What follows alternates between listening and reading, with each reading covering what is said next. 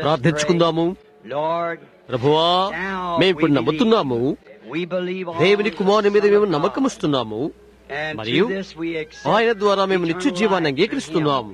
మేమిప్పుడు ఈ మధ్యాహ్న వేళ లేక ఈ సాయంకాల వేళ యందు మరొక కుడి కొరకు ఆరాధన కొరకు కూడుకుని ఉన్నాము. వర్తమానము కొరకు మేము నిన్ను నమ్మి, నీవి రాత్రి వేళలో ఏమి చేస్తావో నిన్ను నమ్మి మేము కూడుకుని ఉన్నాము. మేము నిన్ను నమ్మి ఉన్నాము ప్రభువా, నీ కొరకు ఎదురు చూస్తున్నాము. మరి మీరు ఇలాగ చెప్పి ఉంటారు, యెహోవా కొరకు ఎదురు చూచు వారు నూతన బలం పొందుదురు, వారు పక్షిరాజుల వలె రెక్కలు చాచి పైకెగురుదురు అని చెప్పి ఉంటేవి. మేము ఈ రాత్రి నీ కొరకు ఎదురు చూస్తుండగా, దేవా, పైకెగురు శక్తిని దయచేయమని ప్రార్థిస్తున్నాము. ఈ ప్రజలు నీ ఎడల ఎటువంటి భావం కలిగి ఉన్నారో, నా ఎడల ఎటువంటి భావం కలిగి ఉన్నారో అందును బట్టి నీకు ధన్యవాదాలు తెలుపుతున్నాను తండ్రి. అందుకొరకై నీకు ధన్యవాదాలు చెల్లిస్తున్నాను. వారు నీ యొక్క ఆభరణాలు దేవా. వారు ఎటువంటి అవసరతలో ఉన్నారో ఆ మార్గంలో నిన్ను నీవుగా బయలుపరుచుకోమని నేను నిన్ను ప్రార్థిస్తున్నాను. ఇక్కడ ఎవరైనా రోగులుగా ఉంటే వారు స్వస్థత పొందుదుగాక. ఎవరైనా మనస్సులో అనుమానం ఉన్నట్లయితే దాన్ని పోగొట్టండి ప్రభువా. నీ సన్నిధిని, నీ ఆశీర్వాదాలు అవి మాకు ఎంతో అవసరం ప్రభువా. నీవే సర్వములో సర్వమై ఉంటున్నావు. నీవు లేకుండా మేమేమీ చేయలేము. నీవు చేసిన సమస్తము కొరకై మేము కృతజ్ఞతలు చెల్లిస్తున్నామని ప్రార్థిస్తున్నాము. నీ యొక్క ఆశీర్వాదము కొరకై యేసుక్రీస్తు నామమున ఎదురు చూస్తున్నాము. ఆమేన్. మీరు కూర్చోవచ్చు.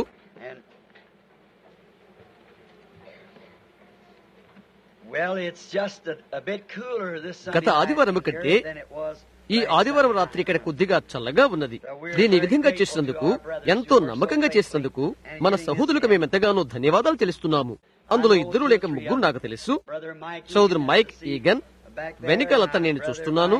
ఇంకా సహోదరు సాత్మెన్, సహోదరు రాయ్ రాబర్ట్సన్ అని నేను తలుస్తున్నాను, సహోదరు వుడ్స్ మరియు ఇతరులు.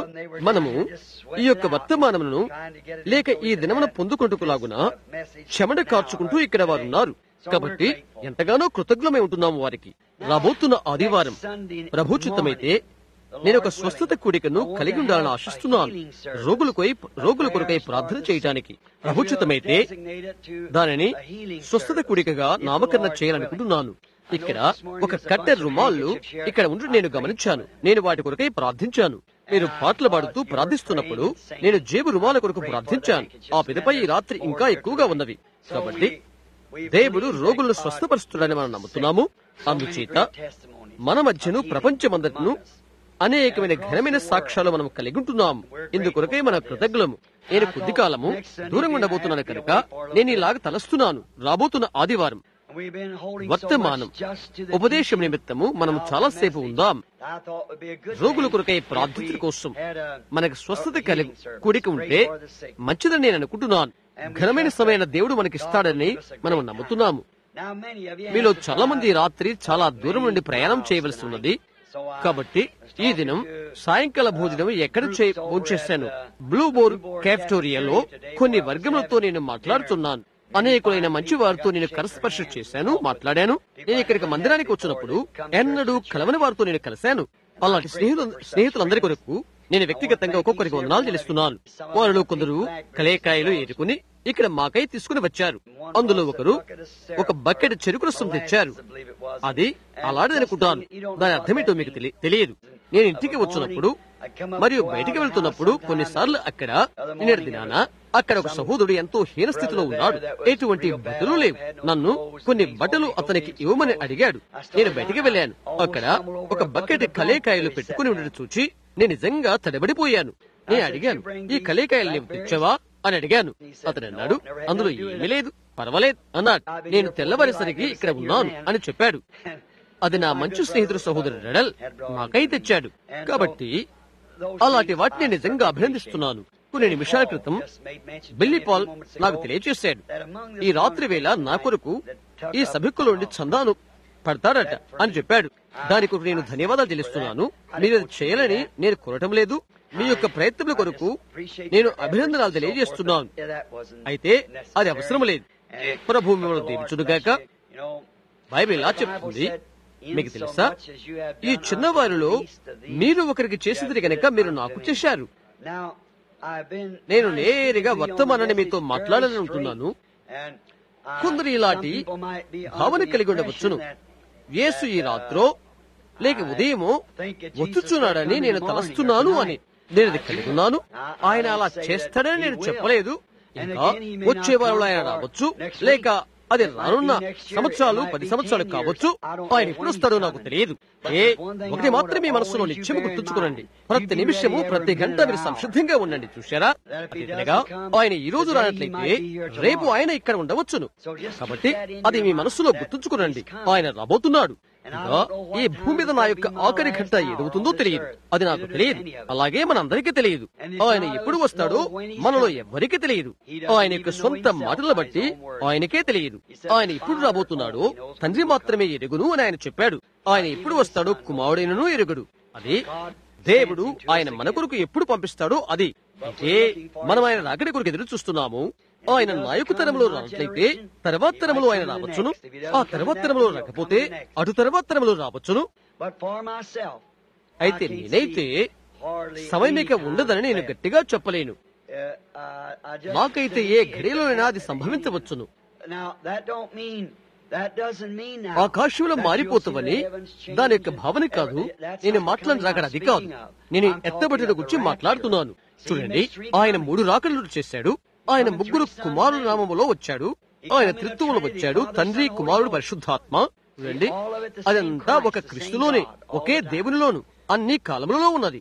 3 రకాలైన కృపా కార్యములను తెచ్చుట కొరకై ఆయన వచ్చాడని మనకు తెలుసు.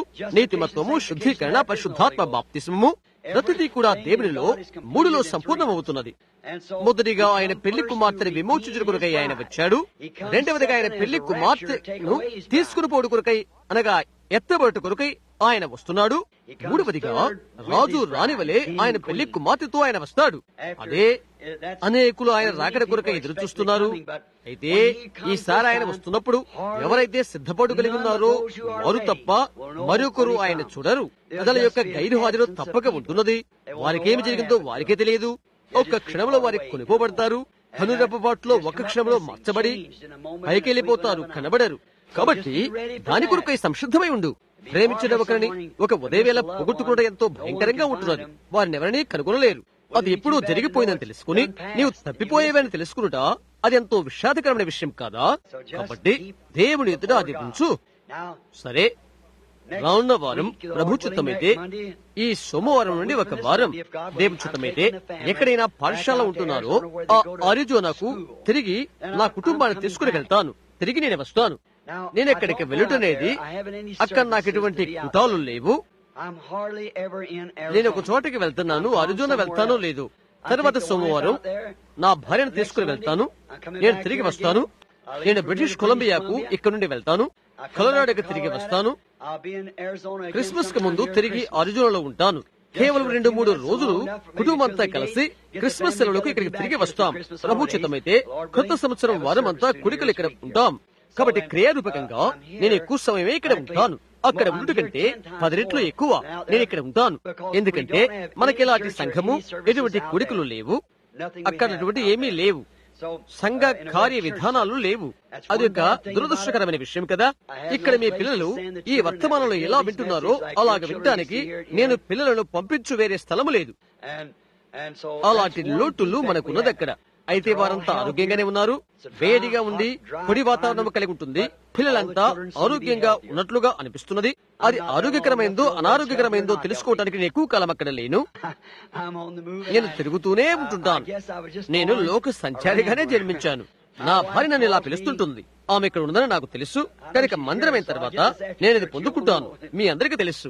మరి మీరు దాన్ని ఏమని పిలుస్తారు? చంచలమైన గాలులు, లేక విరామం లేని ఎదురు గాలులు, అస్థిరమైన ఇసుక తెన్నెలు, మరి ఏమని పిలుస్తారు? ఇంకో విధంగా చెప్పాలంటే నేను ఎప్పుడూ తిరుగుతానే ఉంటుంటాను. నేను పెళ్లి చేసుకుని 22 సంవత్సరాలైనది. కొన్ని సార్లు నేను అనుకుంటుంటాను, ఇంటికి నేను అతిథి లాంటి వాడను అని. ఎందుకంటే నేను వెళ్ళవలసి ఉంటున్నది. అయితే ఒక్క దినమున మనం స్థిరులమై ఉండే నివాస భూమి చేరు సమయం కొరకు ఎదురు చూస్తూ ఉంటాను. యుద్ధం మన ముందున్నది. కాబట్టి ప్రార్థనలో ఉందాం. మర్చిపోకండి, ప్రభు చిత్తమైతే రానున్న ఆదివారం ఉదయం వ్యాధిగ్రస్తులను, బాధల్లో ఉన్నవారిని మీరు తీసుకురండి. వాటందరి కడ రండి, మీ స్థలాలు ఆక్రమించుకునండి. బహుశా కొంతమందిని కలిసి ప్రార్థనలు చేస్తారు. ప్రార్థనా కార్డులు మేము ఇవ్వాల్సి ఉంటున్నది. అవి సరిపోనట్లయితే ప్రార్థనా కార్డులు మేము ఇవ్వం. అలా 2-3 డజన్లుగా వరుస ఏర్పాటు చేద్దాం. అయితే వీళ్ళు బట్టి ప్రార్థనా కార్డులు ఇస్తాం. ఎందుకంటే వీళ్ళని బట్టి క్రమ ఆరాధనకు 1 గంటకు ముందే మనం చేరుకుని కొరకు 8 లేక 8:30 నిమిషాలు అవుతున్నది వారు ప్రార్థనా కార్డులు ఇచ్చిన కొరకు అని నేను అనుకుంటున్నాను. రానున్న ఆదివారం మందిరం తెరిచి ప్రార్థనా కార్డులు పంచిపెట్టినప్పటికీ మీ ప్రేమైన వారిని ఇక్కడ తీసుకుని రండి, వారిని ఇక్కడ ఉంచండి. మందిరంలో చల్లగా బాగా ఉంటుంది. వ్యాధిగ్రస్తున్నట్లయితే మేము వారికి చేయగలిగినంత చేస్తాం. మీ ప్రియమైన ప్రేమ కానుక కొరకు మరొకసారి మీకు ధన్యవాదాలు చెల్లిస్తున్నాం. ఇప్పుడు ఈ రాత్రి దేవుని వాక్యం కొంత చదువుకోబోతున్నాము. ఆయన వాక్యము మనకు అనుగ్రహించిన కొరకు తిరిగి ఆయన సన్నిధి భాగ్యము కొరకు సంసిద్ధము కండి. పాఠ్యమును మనము చదవగలమని మనకు తెలుసు, కానీ దేవుడు పాఠ్య సందర్భాన్ని బయలుపరచవలసి ఉంటున్నది. అవునా? పాఠాన్ని మనం స్వీకరించగలుగుతాం, అయితే పాఠ్య సందర్భాన్ని దేవుడే బయలుపరచవలసి ఉంటున్నది. ఇర్మియా గ్రంథము 2వ అధ్యాయం మీరు తెరిచినప్పుడు ప్రభునందు ప్రియ సహోదరుడు లీ వల్లే మన మధ్య ఉన్నందుకు నేను సంతోషిస్తున్నాను చెప్తున్నాను. ఇక్కడ ఇంకొక సహోదరుడు ఉన్నాడు, అతని పేరు సహోదరు విలియర్డ్ క్రేస్ ఇక్కడ ఉన్నాడు. ఆర్కన్సాస్ నుండి వచ్చిన సహోదరులను నేను చూస్తున్నాను. సహోదరు జాన్ పోలార్ బ్లఫ్ నుండి, మరియు సహోదరు బ్లైర్, సహోదరు జాక్సన్, సహోదరు రడల్, ఇంకా నేను ఇప్పుడు చెప్పలేనంత మంది ఇక్కడ ఉన్నారు. ప్రతి ఒక్కరి పేరు నేను చెప్పాలని ఆశిస్తున్నాను, కానీ ఇప్పుడు చెప్పలేను. గ్రహిస్తున్నారా? సహోదరు బెన్ బ్రైనెట్ ఇక్కడ కూర్చొని నేను చూస్తున్నాను. అతను తరచుగా నా యొక్క ఆమెన్ నిర్వాహకుడు. తన యొక్క స్వరాన్ని బట్టి ప్రతి ఒక్కరికి తెలుసు. బెన్ ఒకప్పుడు కాలిఫోర్నియాలో కూర్చొని ఉన్నాను. అక్కడ లోయ ప్రాంతమందు బాప్టిస్టు వారి మధ్య నేను సువార్త వర్తమానాన్ని మాట్లాడుతున్నాను. వారు ఒక పెద్ద డేరా వేశారు. వారంతా ఒక విధమైన ధనవంతమైన బాప్టిస్టు వారు. వారి మధ్య ఆమెను మాట ఏ కోణాన నేను వెళ్ళలేకపోయాను. ఎందుకు తెలుసా? వారి ముఖానికి ఉన్న రంగు పగిలిపోతుందని భయపడ్డారు ఆ స్త్రీలు. అలా చెప్తే ప్రప్రదంగా ఏమి జరిగిందో తెలుసా? 2 జతల కాళ్ళు అలా గాల్లో ఎగిరిపోతున్నట్లుగా నేను చూశాను. 2 పెద్ద చేతులు నల్లటి వెంట్రుకలతో తలవపుతూ ఆమేన్ అని అలా పెద్దగా కేక పెట్టాడు. నేను క్రిందకి వంగి చూసి, మెన్ ఎక్కడి నుంచి నీవు వచ్చావు అని అడిగాను. అతను నిజంగా ఆమెను చెప్పేవాడు. అతని భార్య అతని వైపు కొద్దిగా చూడటం నేను చూశాను. అరే, అతను తన నల్లని కొన్ని కొద్ది వెంట్రుకలు రాల్చి వేసుకుంటున్నాడే, పర్వాలేదు. అవునా? దాని గురించి భయపడవద్దు. నేను చాలా కాల క్రితమే పోగొట్టుకున్నాను కనుక ప్రార్థించడానికి మర్చిపోవద్దు. పరిచర్య యొక్క నమ్మకమైన భాగానికి మనం వస్తున్నప్పుడు గుర్తించుకోనండి, మనం ఈ వాక్యాన్ని చదివినట్లయితే అప్పుడు ప్రభు ఆయన వాక్యాన్ని ఆశీర్వదిస్తాడు. నిష్ఫలముగా నా యుద్ధకు మరలక అది నాకు అనుకూలమైన దాన్ని నెరవేర్చును. కాబట్టి వాక్యం చదువుడు అనేది అది నాకు ఇప్పుడు మంచిదే. నేను వాక్యమును చదివితే దేవుడు తన యొక్క వాక్యాన్ని గౌరవిస్తాడు. ఆయన వాక్య గౌరవార్థమే మనం ఇప్పుడు నిలబడదాము.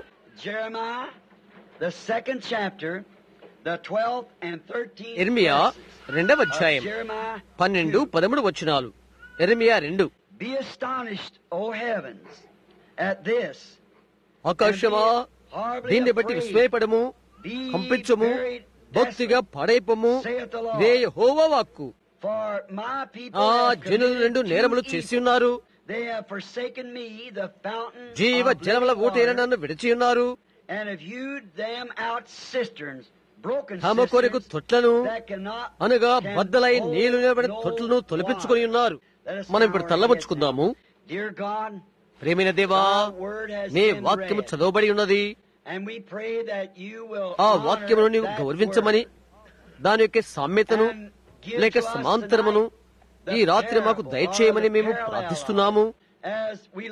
గతించిన దినాల్లో మేము చూస్తున్నప్పుడు, ఇశ్రాయేలును ఉదాహరణంగా మేము చూస్తున్నప్పుడు, వాక్యానికి వారు విధేయులైనప్పుడు వారికి నీవేమి చేసేవో మమ్మల్ని చూడమని బైబిల్ మాకు ప్రబోధిస్తుంది. వాక్యానికి వారు అవిధేయులైనప్పుడు నీవు వారికి ఏమి చేస్తున్నావో చూడమని బైబిల్ మాకు బోధిస్తుంది. ఇంకా మేము తప్పక నేర్చుకోవాలో బైబిల్ మాకు తెలియజేస్తున్నది. కనుక ఒక ప్రత్యేకమైన విధంగా ఈ రాత్రి మాతో మాట్లాడమని మేము ప్రార్థిస్తున్నాము. ఈ ఉదయవేళలో మేము ఏ విధంగా నేర్చుకున్నది, తద్వారా ఈ దినాన మేము ఏ విధంగా ఉండవలసిందే మాతో మాట్లాడండి. యేసు నామమున అడుగుతున్నాము, ఆమేన్. కూర్చోనండి.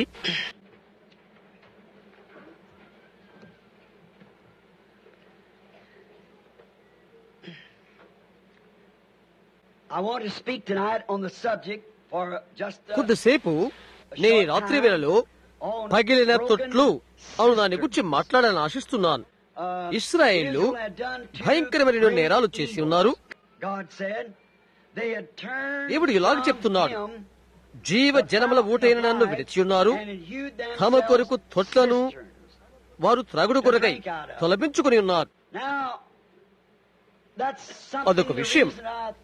ఈ పాఠం యొక్క తలంపునకు కారణం ఏదంటే, ఈ ఉదయం నేనేమి చెప్పానో ఇది దానికి సమసంబంధముగా ఉన్నది. మనము నివాసం చేస్తున్న ఘడియకు, మనం పోరాడుతున్న కారణాలకు సరళతగా ఉన్నది. ఒక ఉదాహరణంగా ఇశ్రాయేలును మనం చూస్తే, దేవుడు ఏమై ఉంటున్నాడు, ఎల్లప్పుడూ ఆయన అలాగే ఉంటాడు. దేవుడు ఎల్లప్పుడూ కూడా గౌరవించేది ఒకటి ఉన్నది. అదేంటంటే, ఆయన ప్రజలకు ఆయన సిద్ధపరిచిన మార్గాన్ని ఆయన అలా చేస్తాడు. వారు ఆ మార్గం నుండి దూరమైపోతే దేవుడు అప్పుడు అవమానభరితుడవుతాడు. దేవుడు ఆయన ప్రజలకు ఏమి చెప్పి ఉన్నాడో అది ఏమైనప్పటికీ దాని నుండి వారు దారి తప్పితే ఆయన ప్రజలు శ్రమ అనుభవించవలసిన అంగీకరిస్తాడు. ధర్మశాస్త్రం అనుభవించినప్పటికీ కూడా ముట్టవద్దు, తాకవద్దు, రుచి చూడవద్దు, తప్పులు చేస్తున్నందుకు కాదు, ఆయన చెప్పిన దానికి అవిధేయత చూపిస్తున్నందుకు. ధర్మశాస్త్రం మీకు శిక్ష లేకుండా ఎప్పుడు కూడా ఒక ధర్మశాస్త్రం ఉండదు.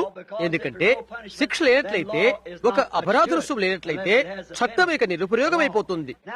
మనం ఇప్పుడు ఇలా చూస్తున్నాం. ఆ దినమున వారు ఏమి చేశారో, మనం ఈనాడు ఏమి చేస్తున్నామో, సంఘ సంబంధులు ఏమి చేస్తున్నారో అది దానికి సమపోలికగా ఉన్నది. ఇక్కడ ఒక వింతైన విషయాన్ని మనం చూస్తున్నాం. అది కొందరికి వింతగా కనిపించవచ్చును. ఆయన ఈ విధంగా చెప్తున్నాడు, తమ కొరకు తొట్లను, పగిలిన తొట్లను తొలిపించుకున్నారని చెప్పినందుకు విడ్డూరంగా ఉండవచ్చును. బహుశా మీలో కొంతమందికి ఆ పగిలిన తొట్టి, ఆ నీళ్ళ తొట్టి అంటే ఏంటో తెలియకపోవచ్చును. తొట్టి అంటే ఎంతమందికి తెలుసు? మంచిది, చాలా మందికి తెలుసు. ఎప్పుడైనా మీరు పొలాన్ని పండించున్నట్లయితే వారికి నీళ్ల తొట్టి అంటే ఏదో తెలుస్తున్నది. ఒకప్పుడు నేను నల్లులు త్రాగాను. నీళ్ల కుంట లేక తొట్టి అంటే అది నాకు తెలుసు. బొరుసు పొదలినటువంటి ఒక గ్రామంలో ప్రసంగించి, అక్కడ ఒక కుండ లాంటి కుంట నీరు అక్కడ ఉన్నవి. వర్షం వల్ల అలాగ తయారైనవి. అది నిలవైన కుంట తెలుసా? రాత్రి వేళ అందులోకి పురుగులు చేరుతవి. కాబట్టి కుంట లేక తొట్టి అంటే ఏంటో మీకు తెలుసు.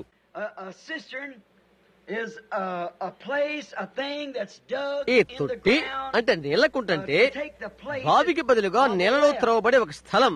వారికి బావి లేనట్లయితే అలాంటప్పుడు ప్రజలు ఒక నీళ్ల కుంటను త్రవ్వుకుంటారు. మరో మాటల్లో చెప్పాలంటే ఈ కుంట అనగా నేల మీద మనుషులు నిర్మించుకునే బావి అనవచ్చు. మనుషులు త్రవ్వి నీళ్లు నింపుకొని వాడుకుంటారు. కొందరైతే చేతులు కాళ్ళు కడుక్కునేదానికి వినియోగిస్తారు, కొందరైతే త్రాగేదాన్నిరుగా వాడుకుంటారు, పలు పలు విధాలుగా వాడుతారు. కొన్నిసార్లు మనం వాడుకునే నీరంతా ఒక నీళ్ల కుంటగా తయారవుతుంది. నీవు వంకర టంకరగా చేసిన అంతా ఇందులో చేరి నీటి పైకి చేరుతున్నది. కొన్ని బకెట్లుగా పోసినవి లేక పంపులో నుండి బయటకు వెళ్లిపోయినవి. ఆ విధంగా నీళ్ల కుంట లేక తొట్టె నిలుస్తున్నది. సరే, ఈ నీళ్ల కుంట లేక తొట్టిని గురించి ఒకటి గమనించవలసిన్నది. అది బావికి తెరాగా ఉంటున్నది. ఈ కుంట లేక తొట్టి ఎండిపోతుంది. ఈ తొట్టి తనకు తానుగా నీళ్ల నింపుకోలేదు. అది అంత నమ్మదగినది కాదు. నీవు ఈ తొట్టి పైన ఆధారపడలేవు. ఎండాకాలంలోనూ లేక చలికాలంలోనూ మరి ఇంకో కాలంలోనూ పడే వర్షాల మీద అది ఆధారపడుతున్నది. సహజంగా వర్షాకాలంలో మంచు వర్షాలు మొదలగా వస్తే అప్పుడు కుంటల్లోకి నీళ్లు వస్తాయి. ఇక నీరు రాకపోయినట్లయితే, ఇక నీళ్లు లేనట్లే అదంతా ఎండిపోతుంది. అది తనకు తానుగా తిరిగి నింపుకోలేదు. ఈ పాత కుంట లేక తొట్టి దానికి దానిగా నింపుకోలేదు. వర్షం పడే దాన్ని బట్టి అది ఆధారపడి ఉంటున్నది. మరొక విషయం తొట్టిని గురించి మీరు తెలుసుకోవాలని కోరుతున్నాను. సహజంగా మన స్థలాల్లో అది ఉంటున్నప్పుడు మీరు గమనించి ఉంటారు. మామూలుగా ఇంటికి రెండంతలుగా కొష్టం ఉంటున్నది. వారు మామూలుగా కొష్టముల నుండి కుండల్లోకి నీళ్లు విడిచిపెడతారు.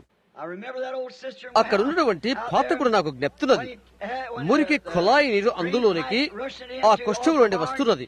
కొష్టముల నుండి వచ్చి దాన్ని నింపుతున్నది. కాబట్టి కొష్టముల నుండి ఆ పైకప్పు నుంచి వచ్చే నీరు అందులోకి చేరుతున్నది.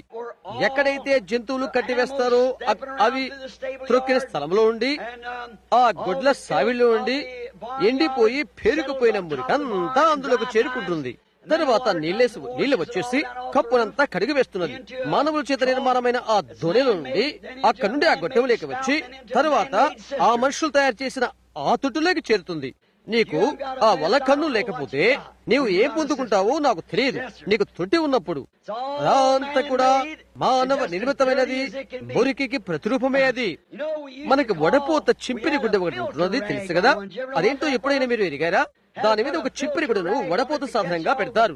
ఆ కొట్టం పైన చుట్టూ ఉండే పురుగులు మొదలగు వాటిని పట్టుకోవడానికి అలా పెడతారు. తొట్టిలో ఒక స్థలం నుంచి మరొక స్థలానికి పోస్తుంటారు. మనం వడపోత గుడ్డను పెడుతుంటాం. నురుగు రకరకాలన్నీ వాటిని పట్టుకోవడానికి. అది నిజంగా మురికిని పట్టుకోలేదు. అది కేవలం అందులోనికి వెళ్లి పెద్ద చిప్పరాలను మాత్రమే పట్టుకోగలదు. నల్లి మొదలగు పురుగులు అందులో పడితే నీళ్ళలోనికి దాని సారమంతా లోపలికి పోతుంది. కాబట్టి నీకు ఒక పాతదైన ఈ తొట్టి ఉంటే నీవు వలకను కలిగి ఉంటావు తప్పగా. కొన్ని దినాలు ఆ నీళ్లు అక్కడే ఉంచేస్తాయి. అవి అలాగా మురికైపోతవి. కుంట తొట్టులో నీవు నిలుచితే అవి కూడా నిలకడగా ఉండి మురికైపోతవి. దాని నుండా కప్పలు, బల్లులు, పాములు మొదలగున చేరుతవి. ఇరువైపులా తోకలుండే ఒక విధమైన పురుగులు, వీగల్ టైల్స్, అవి చిన్నగా ఉంటవి. అవి పరాణ జీవులు, మరేమని పిలుస్తారో నాకు తెలియదు. అయితే ఒక విధమైన నీళ్ళలోకి వస్తవి. వాటిని మేము వీగల్ టైల్స్ అని పిలుస్తాం. అదేంటో మీకు తెలుసా? నేను మాట్లాడుతున్నవేంటో ఎంతమందికి తెలుసు? ఓహో, తప్పక గ్రామాల్లో నివసించి మీ అందరికీ తప్పక తెలుసు. సమస్త కుళ్ళిన కుప్పగా నిలిచిపోతుంది. అప్పుడు మురికిపోయిన దాన్ని ప్రేమించే వారంతా దానిలోనికి వస్తారు. ఆ విధంగానే మరి వస్తారు. ఎందుకంటే అది మురిగినది కాబట్టి. అది మురిగింది కాబట్టి మురికిని ప్రేమించే జంతువులను అది ఆకర్షిస్తుంది. ఈనాడు మన సమస్త సంఘాలు ఆ విధంగా లేవా? మనం విడిచిపెట్టామని నేను తలస్తున్నాను. ఈ దినాన సంఘాలు చేసిన ఘోరమైన పాపం ఏదంటే, ఆనాడు ఇశ్రాయేలు చేసిన రీతిగా జీవ జలపు ఊటైన ఆయన్ని విడిచి తమ కొరకు మనుష్య కల్పితమైన తొట్లను తొలగించుకుని ఉన్నారు. అది అలాంటి నీటిని ప్రేమించే ప్రతిదానికి నివాస యోగ్యమైపోతుంది. బల్లులు, కప్పలు, సమస్త విధాన అపవిత్రమైన పురుగులు అందులో నివసిస్తాయి. ఎందుకంటే అది మనిషి నిర్మితమైన చెరువు కాబట్టి. ఇలాంటివి చెరువులోకి నిలిచిపోతాయి. అది ఒక నిండైన ఉదాహరణ మన సంఘ శాఖలకు. ఇప్పుడు మీరు ఇలా అనవచ్చు, సహోదరు బ్రహ్మాం, అలాంటి వాణ్ణి ఎందుకు అలా గట్టిగా కొడతావు అని. అది దెబ్బ కొట్టవలసి ఉన్నది, దానికి దెబ్బ తగలవలసి ఉన్నది, దాని నుండి పరిపో. ఎందుకంటే చివరికి క్రూరముగపు ముద్ర ఏర్పడుతుంది అక్కడ. గుర్తుంచుకో, అది సత్యమే. అది మృగపు ముద్ర అవుతున్నది. సంఘ శాఖలు నేరుగా దానిలోనికి నడుస్తవి. ఒక బలము ద్వారా బలవంత పెట్టబడుతూ అక్కడ రహదారి మీదనే ఉన్నది. హత్తుకాలపు రోమా సామ్రాజ్యాన్ని చూడు, ఒక మత భ్రష్టత్వంలోనికి దాని ముద్రకు నడిపించినది అదే. ఏ వ్యక్తి కూడా మృగ ముద్ర లేకుండా అమ్ముడు గాని లేక కొడు గాని జరగదు. దాని కలిగి ఉండవలసి ఉన్నది. భూమి మీద 2 తరగతుల ప్రజలు ఉన్నారని గమనించు. కొందరు దేవుని ముద్ర కలిగిన వారు, మరికొందరు క్రూరముఖ ముద్ర కలిగిన వారు. 2 తరగతుల వారు ఉన్నారు. నీవు ఏదో ఒకటి కలిగి ఉండవలసి ఉన్నది. అది భ్రష్టత్వం అవుతున్నది. మతము యొక్క ముద్ర భ్రష్టత్వ మతము. అది మృగము యొక్క ప్రతిమ కాబోతున్నది. మనం చదివినట్లుగా, మనం చూచినట్లుగా రోము ఎప్పుడు కూడా మునుపు, ఈనాడు, ఎల్లప్పుడూ కూడా మృగము యొక్క ముద్రగానే ఉంటున్నది. నిశ్చయం ఇంకో విధంగా పొందుకోవడానికి వెళ్ళేది. రోము చేసిందేంటి? అది అన్ని సంబంధమైన రోము నుండి పోపు సంబంధమైన రోముగా మారిపోయినది. నిర్మాణాత్మకమైన ఒక పద్ధతి, ఒక సార్వత్రిక పద్ధతి. ప్రతి ఒక్కరిని ఆ మతంలోనికి వచ్చేట్టుగా బలవంతము చేయుట లేదా మరణంలోనికి పెట్టబట్ట. యునైటెడ్ స్టేట్స్ ఐక్యరాజ్య సమితి రంగం మీద కనిపించుట ఒక వింతైన విషయం. ఒక గొర్రెపిల్ల మాదిరిగా ఉన్నది. ఒక గొర్రెపిల్లకు 2 కొమ్ములు కలిగి ఉండుట లౌకికము, ఆశ్చర్యకమైన హక్కులు. కొంతకాలమైన తర్వాత అది గొర్రెపిల్లగా ఉన్నప్పుడు ఘటసర్పం వల్లే అది మాట్లాడట. క్రితం ఘటసర్పముకున్న అధికారమంతా చలాయించుట మనం చూస్తున్నాం. బైబిల్ మనకు తెలియజేస్తున్నది, మృగం వంటి ప్రతిమను ఒక దాన్ని మనం చేసుకుందాము అని వారు అంటున్నారు. ప్రతిమనగా ఒక దానిని పోలినుట ఒకటి. ఇప్పుడే దాన్ని మనం చూడగలము. దాని యొక్క మత భ్రష్టత్వము సంఘము సార్వత్రిక సంఘ సమాలోచనమవుతున్నది. అది రోమ బలము యొక్క ప్రతిమ. మరియు రోమ్ ఏం చేసిందో అదే విధంగా ప్రజలను బలవంతపెట్టుట లేక పోపు సంబంధమైన రోమా చేసినది. కాబట్టి ఇంకో మార్గం లేదు, ఇంకొకటి లేదు. అయితే అది సత్యమే. ఆ కారణము చేతనే నా కాలంలో నా సమయంలో నేను దాన్ని కొడుతున్నాను. ఎందుకంటే అది కొట్టబడవలసినది. కాబట్టి పెరుగు ఆహ్వానిస్తున్నది, నా ప్రజలారా దాన్ని విడిచి బయటికి రండి. ఆమె పాపములో మీరు పాలిభాగస్తులు కావద్దు. నేను దాన్ని మొరికి కులిన ఈ తట్టులో పోలుస్తున్నాను. ఆయన జీవపు ఊట, ఆయన జీవ జనములు. మనుషులు దాన్ని విడిచి మురికి నింపుకునే కుంటను అనే తొట్టిని తవ్వుకుంటున్నాడు. దాన్ని మాత్రమే అది నింపి పట్టుకోగలడు. సంఘ శాఖలు చేసే పని అదే. ఎవరు చేయాలనుకుంటారో వారిని అట్టి సమస్తాన్ని సంఘ శాఖలు పట్టుకుంటవి. దానికి కొంత డబ్బున్నట్లయితే, ఒక విధంగా వస్త్రములు వేసుకున్నట్లయితే దానిలోనికి తీసుకుంటారని వారు ఇష్టపడతారు. వారు ఎవరైనా పర్వాలేదు, ఎక్కడి నుండి వచ్చినా పర్వాలేదు, వారిని ఎలాగైనా తీసుకుంటారు. మనం ఇంకా క్రూరముఖం యొక్క ముద్రను ఎలా ఏర్పడుతుందో ఇక్కడ చూస్తున్నాం. అమెరికా సంఖ్య 13. ఇది 13 కాలనీలతో జన్మించినది. దాని జెండా మీద 13 నక్షత్రాలు, 13 చారలు ఉన్నవి. ఇంకా ప్రకటన 13వ అధ్యాయంలో కూడా అది కనిపిస్తున్నది. మన యొక్క నాణ్యములకు ప్రతినిధి గురించిగా అమెరికా ఎప్పుడు కూడా ఒక స్త్రీ అవుతున్నది. చిట్టు చివరికి ఇండియానా ముఖాముఖిగా పెన్నీల మీద స్త్రీ ముఖము ఉన్నది. చరిత్ర ఏంటో మనకు తెలుసు. ప్రతి దాని మీద లిబర్టీ బెల్, లిబర్టీ విగ్రహము, ప్రతి దాని మీద స్త్రీ బొమ్మ ఉన్నది. స్త్రీ సంఖ్య 13 చూశారా? అవి చూడటానికి ఎంతో అందంగా ఉంటున్నది. దేవుని నుండి వచ్చినటువంటి దర్శనం ద్వారా నేను తెలియజేశాను. 1933 సంవత్సరంలో కడవరి కాలవడకు ముందుగా 7 విషయాలు జరుగుతావని. అందులో ఒకటి, మస్సోలోను నిరంకుశుడైపోతాడని. అతను నిరంకుశుడైపోయాడు. ఇంకా అతను దండయాత్ర చేసి ఇథియోపియాకు వెళ్లి ఇథియోపియాను ఆక్రమించుకుంటాడని, అతని పాదముల యొద్ద అతను పడిపోతాడని ఆత్మ చెప్పాడు. ఎవరైనా ఇంకా పాతకాల పూర్వం మందిరం ఉన్నట్లయితే అది నాకు ఆశ్చర్యమే. చాలా సంవత్సరాల కిందట ఇక్కడ రెడ్మెండ్స్ హాల్లో నేను ప్రకటించినప్పుడు అది ఎంతమంది జ్ఞాపకం ఉన్నది? నేను దాన్ని రెడ్మెండ్స్ హాల్స్ ప్రసంగించినప్పుడు ఉన్నవారు. ఈ రాత్రి భవనంలో ఎవరున్నారు? అక్కడ NRA, అక్కడ అది రూజ్వెల్ట్ ప్రథమ పరిపాలక కాలనప్పుడు. ఇక్కడ ఎవరూ లేరని అనుకుంటాను. ఒకరున్నారా? ఓహో, ఒకరు ఉన్నారు. అవును, మిస్ విల్సన్. ఆమె నా జ్ఞాపకం ఉన్నది. నా భార్య వెనకాల కూర్చుని ఉన్నది. ఆ దినపు కాలపు వారు 2 మిగిలి ఉన్నారు. ఈ NRA క్రూరముఖం యొక్క ముద్ర అని వారు చెప్పినప్పుడు అది కాదు, అది కానే కాదు అని నేను చెప్పాను. క్రూరముఖ ముద్ర ఇక్కడి నుంచి రాదు, రోములో నుండి వస్తుంది. మృగపు ముద్ర కాలేదు. చెప్పని విషయాలు జ్ఞప్తించుకోనండి. నిగూఢమైన అంతానికి అడాల్ఫ్ హిట్లర్ రాబోతున్నాడని చెప్పాను. అమెరికా దేశం పైన అతడు యుద్ధాన్ని ప్రకటించబోతున్నాడు.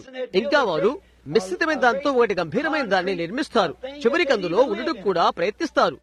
అక్కడి నుండి అమెరికా వారు దీనికై భీకరమైన పోరాటం చేస్తారు. అదే స్ట్రీక్ఫీల్డ్ లైన్. ఆ రేఖ అది ప్రారంభించక ముందే 11 సంవత్సరాల క్రితము చెప్పబడి ఉన్నది. ఆ తర్వాత అతడు అవతార స్థితికి వస్తాడు. అమెరికా దేశం యుద్ధములో జయం పొందుతారు. ఆ తర్వాత 3 ఇజమ్స్ కూడా చెప్పండి. అది నాసిజం, ఫాసిజం, కమ్యూనిజం గురించి. అవన్నీ కూడా కమ్యూనిజంలో కలిసిపోతుంది. రష్యా కమ్యూనిజంలోనికి వాటిని తీసుకుంటుంది అని నేను చెప్పాను. ఆ తర్వాత నేను చెప్పాను, విజ్ఞాన శాస్త్రం ఎంతో అమితమైపోతుంది. నడు ఎంతో విజ్ఞానవంతుడైపోతాడు. ఎంతవరకనగా అనేకమైనవి క్రొత్తవి కనుగొనబడతాయి. ఒక కోడిగుడ్డు లాంటి కారు తయారు చేయబడే వరకు దానికి పైన పెద్ద అద్దం కప్పబడి ఉంటున్నది. అది స్టీరింగ్ చక్రం కంటే మరొక దాని చేత స్వాధీనపరచబడుతున్నది. వారు ఒక కారును కలిగి ఉంటారు. ఇంకా ఇలాగ చెప్పాను, మన యొక్క స్త్రీలు నైతిక విలువలను బలహీనమైన వాటిగా దిగజారిపోతుంది. ఎంతవరకంటే అన్ని దేశాల కంటే నిశ్చయమైన స్థితికి దిగజారిపోతారు. వారు పురుష వస్త్రాలు ధరించుకోబోతున్నారు. వారు వారి బట్టలు విడిచివేయబోతున్నారు. ఎంతవరకనగా వారు లోపల చెడ్డీలు ఆ విధంగా కనిపించే వరకు ఉంటారు. అంతే. చివరికి వారు ఒక అంజూరపు ఆకు కట్టుకునే వరకు వస్తారు.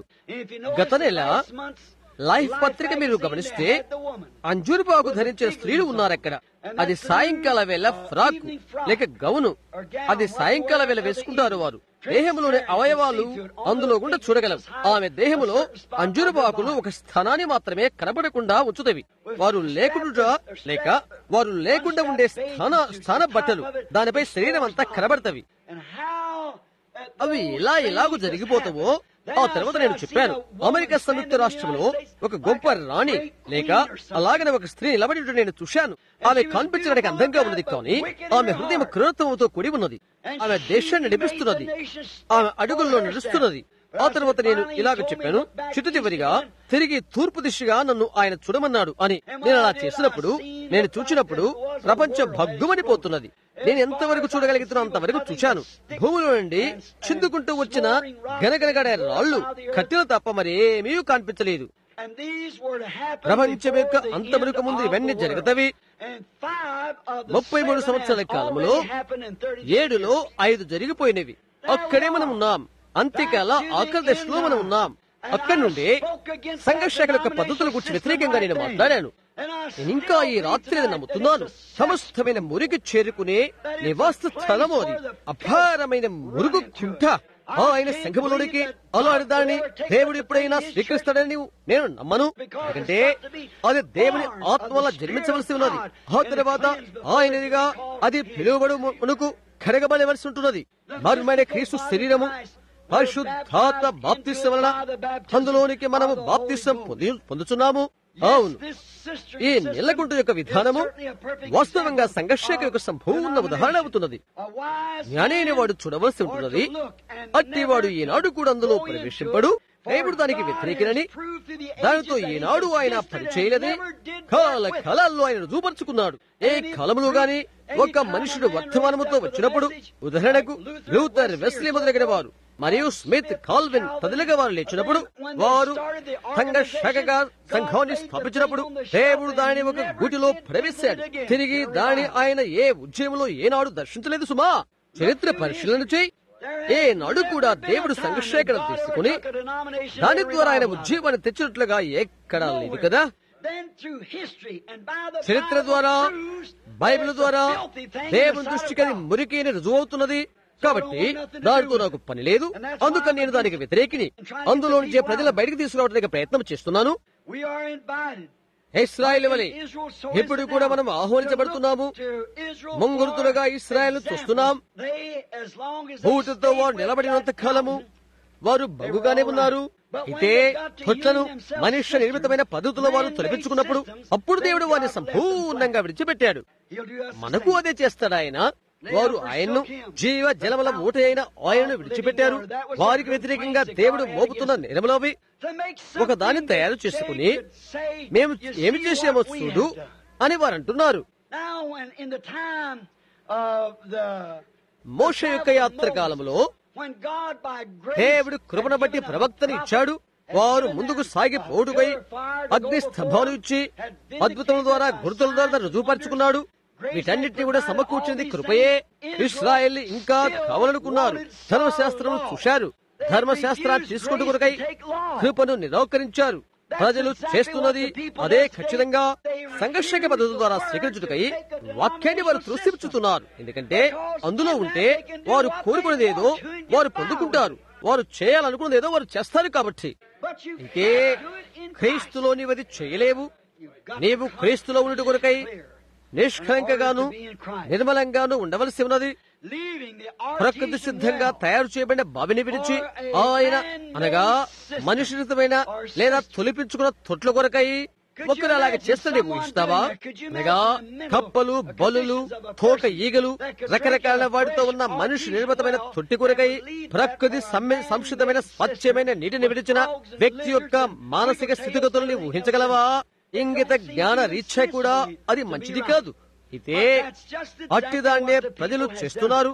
తాము తయారు చేసుకున్న తొట్లలోని త్రాగుడు కొరకై దేవుని శక్తి వనరులైన ఆధారమైన నిజమైన వాక్యం వైపు లేక ఆ ఊటను వారు విడిచిపెడుతున్నారు. వారు అప్పుడు ఎలాగ చేశారో మీరు ఇప్పుడు చేస్తున్నారు. ఇక్కడ ఇర్మియా 2:4 లేక 2:14 లేక 13లో ఆయన ఈ విధంగా చెప్తున్నాడు, వారు నన్ను విడిచిపెట్టినారు అని. జీవ జలముల మూటైన నన్ను విడిచి ఉన్నారు అని ఆయన చెప్తున్నాడు. తొట్టి అంటే ఏదో మనం చూశాము, అది ఏమి పట్టుకుంటుందో మనం చూశాము, అది ఏ విధంగా నిర్మితమైందో మనం చూశాము. మురికి కుప్పల పైనుండి వచ్చిన దాన్ని పట్టుకునే మానవుని తయారీ అది. పైనుండి వచ్చే నీరు మురికి పైకప్పును తాకి అది కేవలం పైకప్పును మాత్రమే కడుగుతుంది.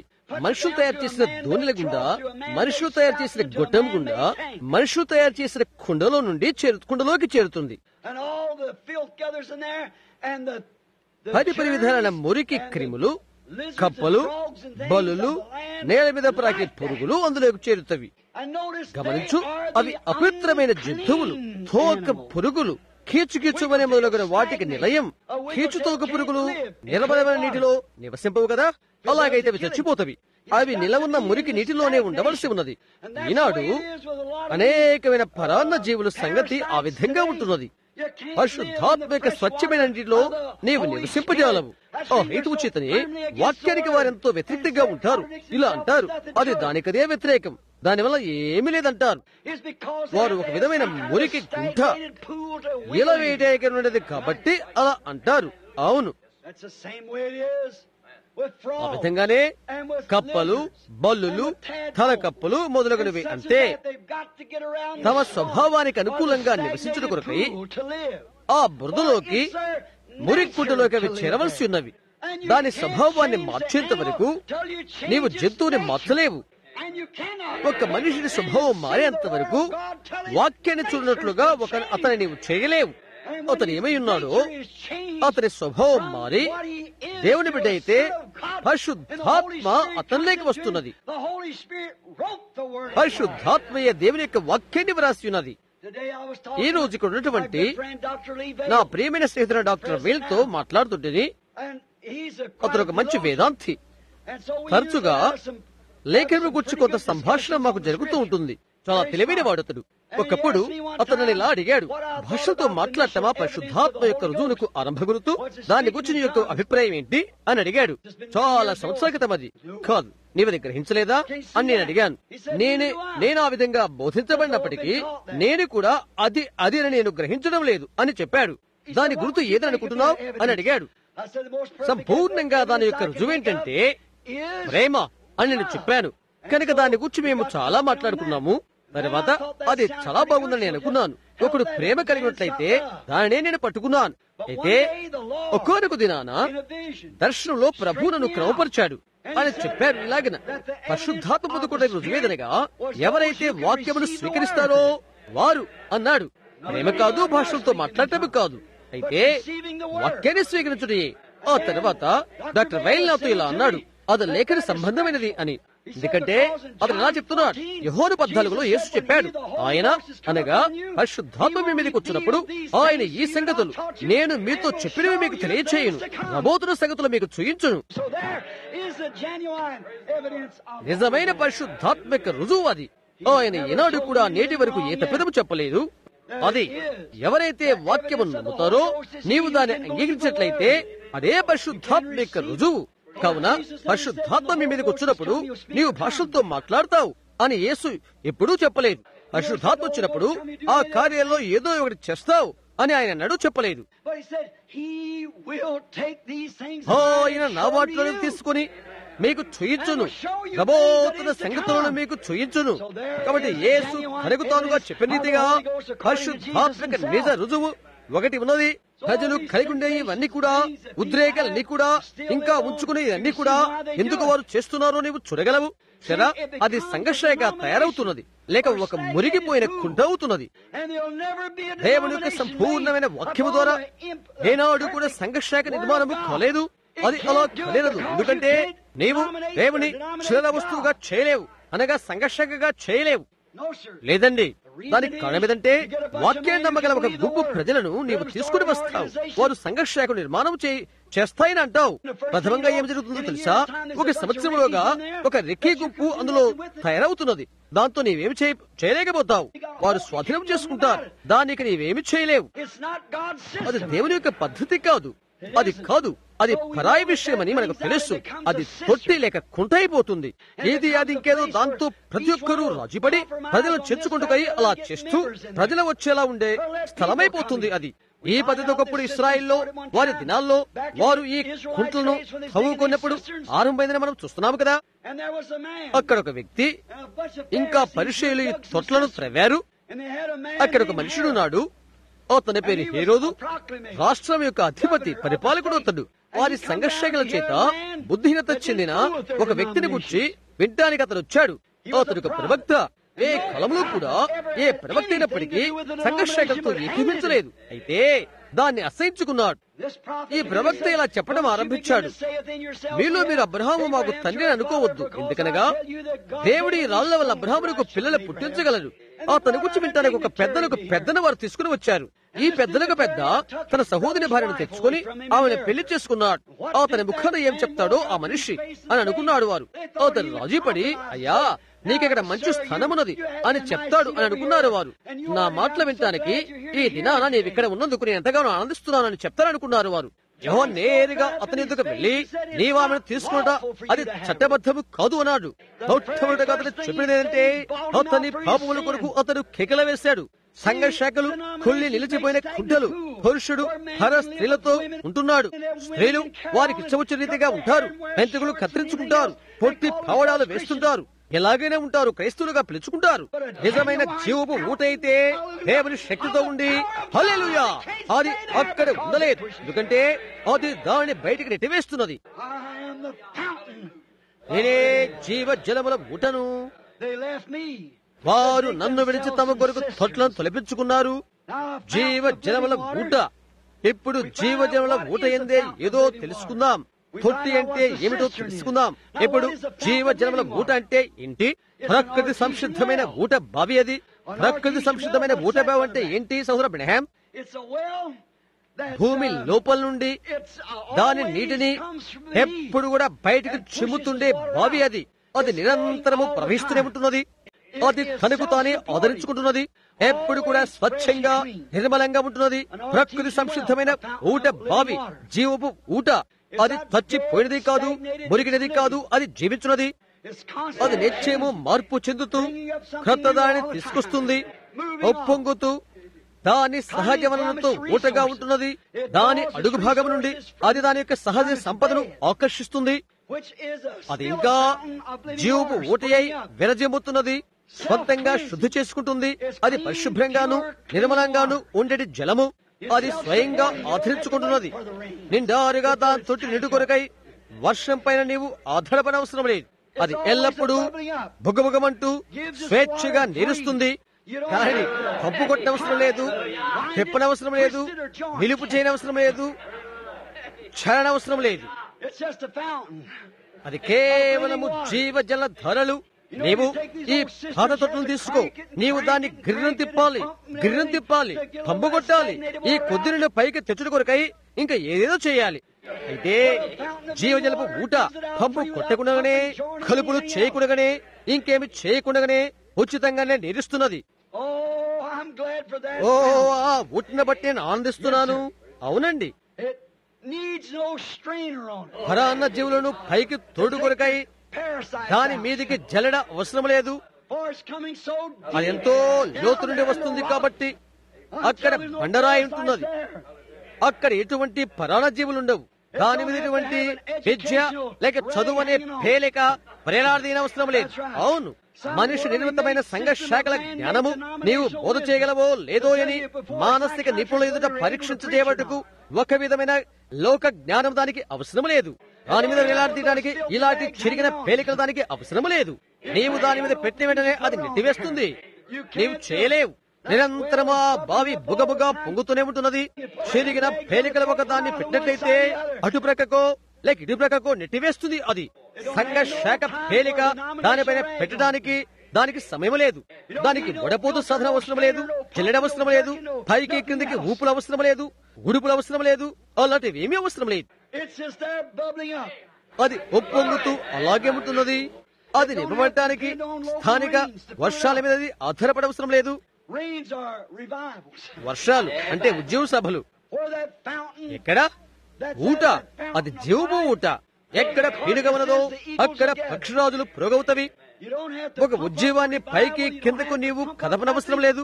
నీవు చేయవలసింది ఒకే ఒకటి, కేవలం ఊట దగ్గరకు వచ్చుటే. అది ఎల్లప్పుడూ నిండుగాను స్వచ్ఛంగాను ఉండే నీరు, దానికి అంతము లేదు. అదెప్పుడు ఉబ్బుకుతూనే ఉంటున్నది. నీవు తొట్టి దగ్గరికి వెళ్లి ఇలా చెప్పనవసరం లేదు, మంచిది, వర్షం వచ్చి కష్టం శుద్ధైనట్లయితే మాకు కొద్దిగా నీళ్లు కావాలి. చూశారా? అయ్యో, అలా కాదు.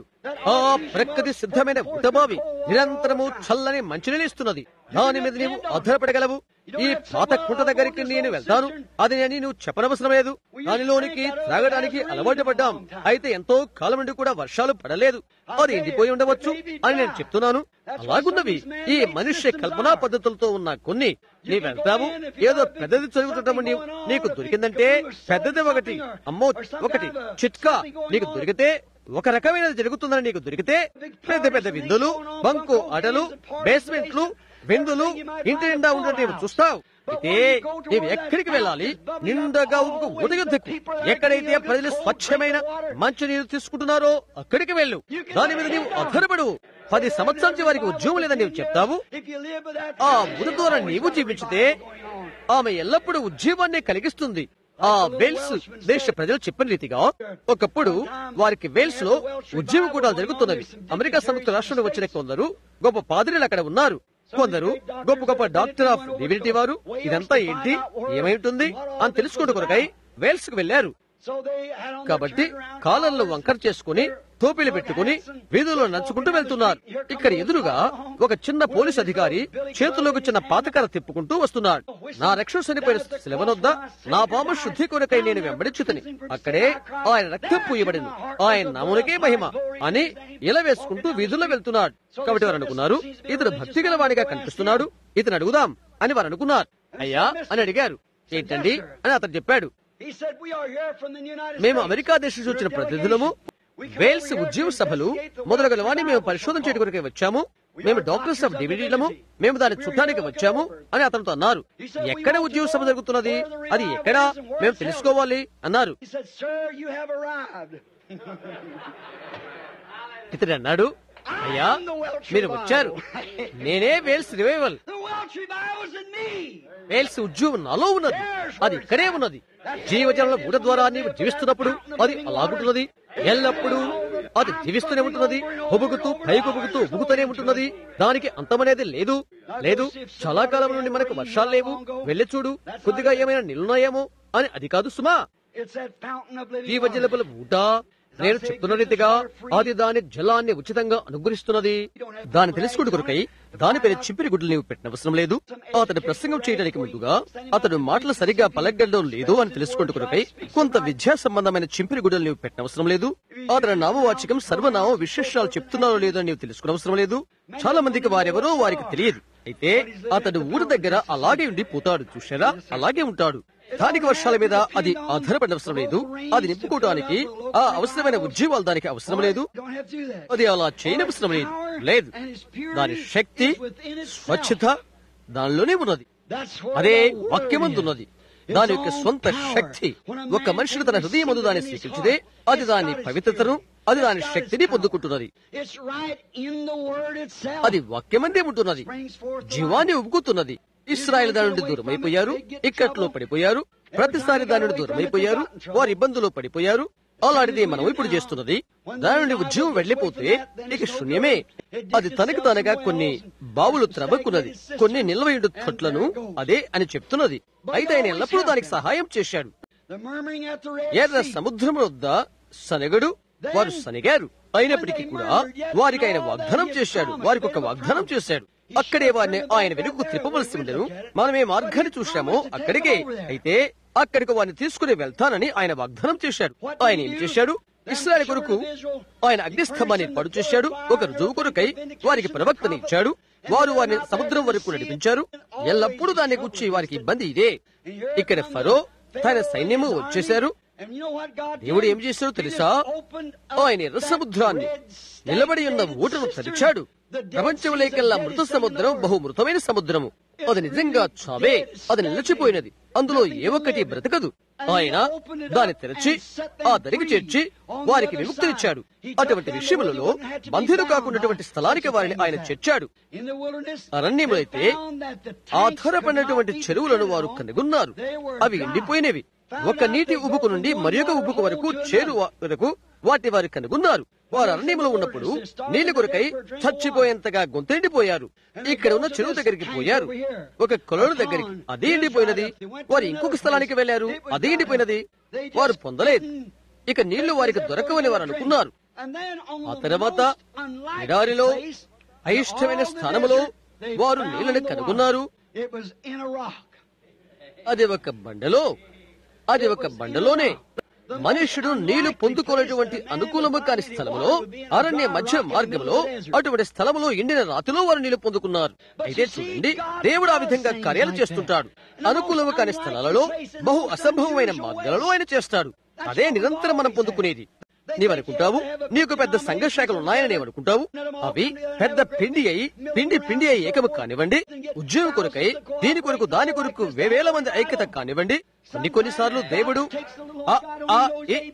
తెలియని ఒక పురాతన వారిని తీసుకుని తమ కుడి చేయి ఎడమ చేయి వ్యత్యాసం తెలియని ఒక విద్యలేని పామర్ల గుంపును తీసుకుని ప్రపంచాన్ని వణికింపు చేయి ఉద్యోగాన్ని ఆయన తీసుకుని వస్తాడు. యోహాను కాలంలో ఆయన చేశాడు. ప్రవక్త కాలంలో ఆయన దాన్ని చేశాడు. మనం ఎరిగినంత వరకు కూడా ఏ ఒక్క విద్యావంతుడు లేడు అందులో. అయితే దేవుడు వారిని తన స్వాధీనమందుంచి వారి ద్వారా ఆయన ఒక దాన్ని చేస్తాడు.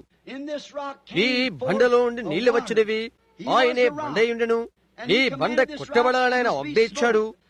త్రాగగలిగిన ప్రతి ఒక్కరికి స్వచ్ఛమైన, శుద్ధమైన, నిర్మలమైన జలాన్ని సమృద్ధిగా ఆయన అనుగ్రహించాడు. దానిలోని త్రాగిన ప్రతి ఒక్కరిని ఆయన రక్షించాడు. యోహాను 3:16కు సంపూర్ణమైన సమపోలిక అది.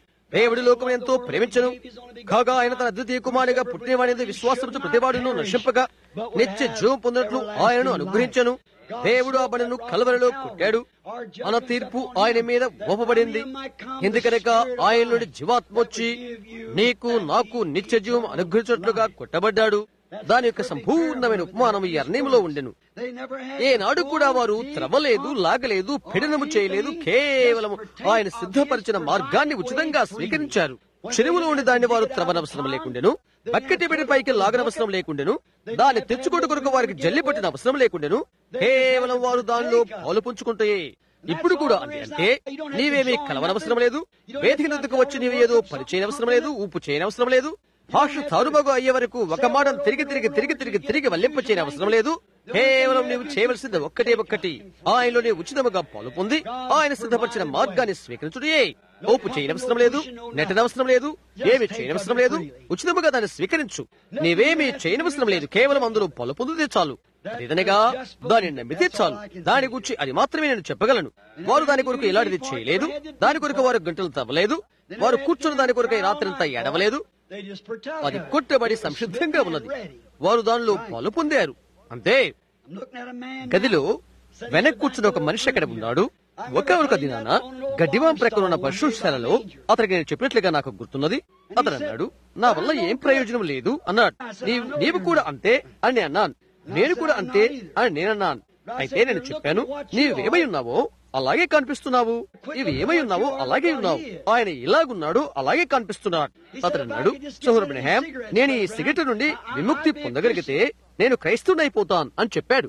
నేను చెప్పాను, వాటి నుండి విడుదల పొందవచ్చు. నీవు మంచి చేయడం కొరకై ప్రయత్నించు. ఆ తర్వాత ఆయన ఎదుగురా. మంచి మనిషి రక్షించడం కొరకు ఆయన రాలేదు. ఎవరైతే తాము చెడ్డవారైన గ్రహిస్తారో అలాంటి చెడ్డవారి రక్షించడం కొరకే ఆయన వచ్చాడు అని నేను చెప్పాను. మంచిది అని అన్నాడు. నే అన్నాను, వేణు, నరకానికి వెళ్ళాలని నీవు ఇష్టపడతావా? లేదు అన్నాడు. మంచిది, నీవు ఇష్టపడవు. నీవు అక్కడికి వెళ్ళకుండా ఉండడం కొరకే ఆయన చనిపోయాడు. నేను ఏమి చేయాలి అని అడిగాడు. ఏమీ లేదు, అది ఎంతో చిన్న విషయం. నేను ఎప్పుడైనా అని చెప్పాడు. నేను చెప్పాను, నీవు అక్కడికి వెళ్ళిపోతావు, తిరిగి సిగరెట్ వద్దకు వెళ్తావు. సిగరెట్ గురించి ఆలోచించడం మానుకుంటావు. గుర్తుంచుకో, ఆయన గురించి ఆలోచించి ఆయన ఏమి చేశాడో, ఏమై ఉన్నాడో అది తలంచు. నిన్ను గూర్చి తలంచకు. నీలో మంచిదేమీ లేదు. నీవెన్నడూ అలాగూ లేవు. నీవెన్నడూ అలాగుండలేవు. అయితే ఆయన ఏమై ఉన్నాడు? ఆయన ఒక్కడే మంచివాడు. నీవు ఇప్పుడు చేయవలసింది ఒకటే ఒకటి. ఆయన అక్కడ నీ స్థానాన్ని స్వీకరించినట్లయితే ఆయన చేసిన దాన్ని నీవు ఇష్టపూర్తిగా అంగీకరించవలసి ఉంటున్నది. చేయవలసింది ఒకటే ఒకటి, కేవలం దాన్ని అంగీకరిస్తే చాలు అని నేను చెప్పాను. ఎందుకు? ఏంటి? అది చాలా స్వల్ప విషయమే అని అన్నాడు. కలువ అని నేను చెప్పాను. చూశారా, నేను అతనికి ఇక్కడికి తొడుకొని వచ్చి యేసుక్రీస్తునామమున బాప్తిసం ఇచ్చాను. అతనికి సంబంధించిన వారు కొందరు ఇక్కడ కూర్చుని ఉన్నారు. అది చేసేందుకు వారు నన్ను హేళనగా చూడవచ్చు. అయితే నేను చేసింది ఏదో నాకు తెలుసు. నిజమైన ఒక దాన్ని ఆయన అతనిలో చూశాను. నేను అక్కడ చూడగలిగాను. నేను అతను తీసుకుని వెళ్లి ప్రభుని యేసు నామములో బాప్తిసం ఇచ్చాను. మేము దాన్ని చేసిన తర్వాత కొంచెం కాలం తర్వాత అతని కుమారునింటికి నేను వెళ్ళాను. ఒక స్థలంలో చెట్టు విరిగినట్టుగా మనిషి పడిపోయి అతని వీపు విరిగినట్లుగా మేము ఒక దర్శనాన్ని చూశాం. ఆసుపత్రికి తీసుకుని వెళ్లారు. సిగరెట్ ముగింపు అదే అని ప్రభు ఆ రాత్రి నాకు చూపించాడు. కాబట్టి ఆ మరుసటి రోజు కొన్ని సిగరెట్లు కావాలనుకున్నాడు అతడు. అతని కొరకు ఒక కాగిత పట్టాన్ని తీసుకుని అతని దగ్గరికి తీసుకుని వెళ్ళాను. నీవు అలా గమనించి చూడు, అతని సిగరెట్ రోజులు అయిపోయినవి. అప్పటి నుండి అతను ఒక్క సిగరెట్ కూడా త్రాగలేదు. అప్పటి నుండి ఒకటి కూడా కావాలని కోరుకోలేదు. దేవా, చూస్తున్నారా, ప్రథమంగా నీవు చేయవలసింది ఏదంటే ఆ ఊటి యొద్దకు నీవు రావాల్సి ఉన్నది. నీవు చేయనిది ఏమీ లేదని గ్రహిస్తూ ఆ నీటి యొద్దకు నీవు రావాల్సి ఉన్నది. అదే ఆయన నీ కొరకై చేసినది. నీవు గుంటన త్రవనవసరం లేదు, నీవు పంపు కొట్టవసరం లేదు, నీవు దీన్ని విడవనవసరం లేదు, నీవు దాన్ని విడవనవసరం లేదు. నీవు చేయవలసింది ఒక్కటే ఒకటి, నీవక్కడికి చేరి త్రాగవలసి ఉన్నది. అంతే. నీకు దప్పిక అయితే త్రాగు. ఆయనే బండ, దేవుడు మన నిమిత్తమై ఆయన ముద్దను, ఆయన స్వచ్ఛమైన నిర్మలమైన నీటిని సమృద్ధిగా మనకు అనుగ్రహించాడు.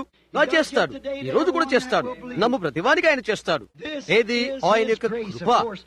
వాస్తవంగా ఆయన ప్రజలకే, మనకు నేటి దినాన ప్రజలే ఇలాగో అలాగే ఒకటి అక్కడ ఉంటున్నది. వారు పొందుకోడు కొరకై సంసిద్ధంగా ఉన్నది. తిరిగి ఎటువంటి ప్రతిఫలం ఇవ్వనవసరం లేదు. ఇశ్రాయేలు బండలో నుండి త్రాగుడు కొరకై సంసిద్ధంగా ఉన్నది. అయితే ఆయనకు అచ్యున్న పరిచయను వారి ఇచ్చుటకు అంగీకరించలేదు. ఆయన ఎల్లప్పుడూ కూడా మన కొరకు పరిచయం ఇచ్చుచుంటాడు. ఆయన లేకుండా చుట్టు చివరికి మనం ఊపిరి అయినా పీల్చలేము. దేవుని యొక్క పరిచయం లేకుండా మనం ఊపిరి పీల్చలేము. ఆ విధంగా మనం ఆయన మీద ఆధారపడి ఉన్నది. అయినప్పటికీ కూడా మనం ఏదైనా చేయాలనుకున్నట్లయితే, ఆయన కొరకు మనం ఒకటి చేయాలనుకుంటే అది మనలను రెండుగా చీల్చివేస్తున్నది. మనం ఒకటి చేయాలని ఆయన అడుగుతున్నాడు. వెళ్లి ఒకరిని చూడమని, వెళ్లి ఒకరి కొరకు ప్రార్థించమని, వెళ్లి ఒకరికి సహాయం చేయమని. అది చేడుకై మనలను చీల్చివేస్తున్నది.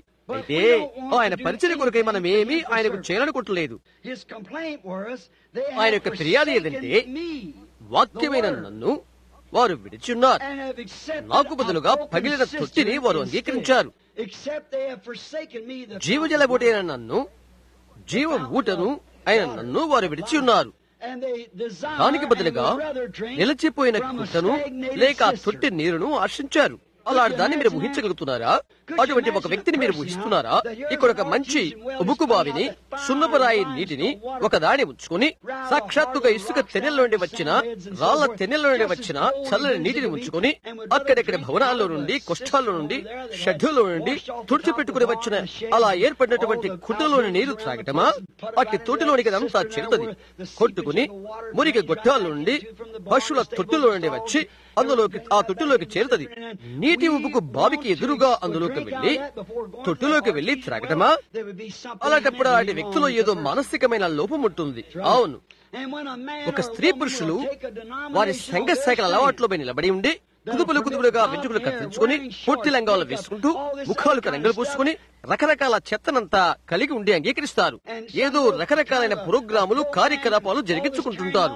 భోగిని సందులకు వెళ్లటం మొదలైన హీనమైన, బుద్ధిహీనమైన అలవాట్లకి వెళ్లటం, వాటిని స్థాపించడం, అలాంటివి చేయుట, పాతకాలపు దేవుని వాక్యానికి అలవాట్లను ముఖ్యలచ్చికలుగా చేయడం, ఇంకా స్త్రీలో నుండి అభిమానవంతులైన స్త్రీలుగా చేసి, మంచి వస్త్రధారులుగా చేసి, మంచిగా ప్రవర్తించే వారిగా చేసి, సిగరెట్లు, పొగాకులను తీసివేసి, ఒట్టు పెట్టుకోవటం, శపించడం తీసివేసి, అబద్ధాలను, దొంగతనాలను, లోకంలో ఉన్నదంతా, నీలో ఉన్నదంతా తీసివేసి, నీకు సంపూర్ణమైన సంతృప్తి కలిగించేది నీకు ఒకటి ఇచ్చుట.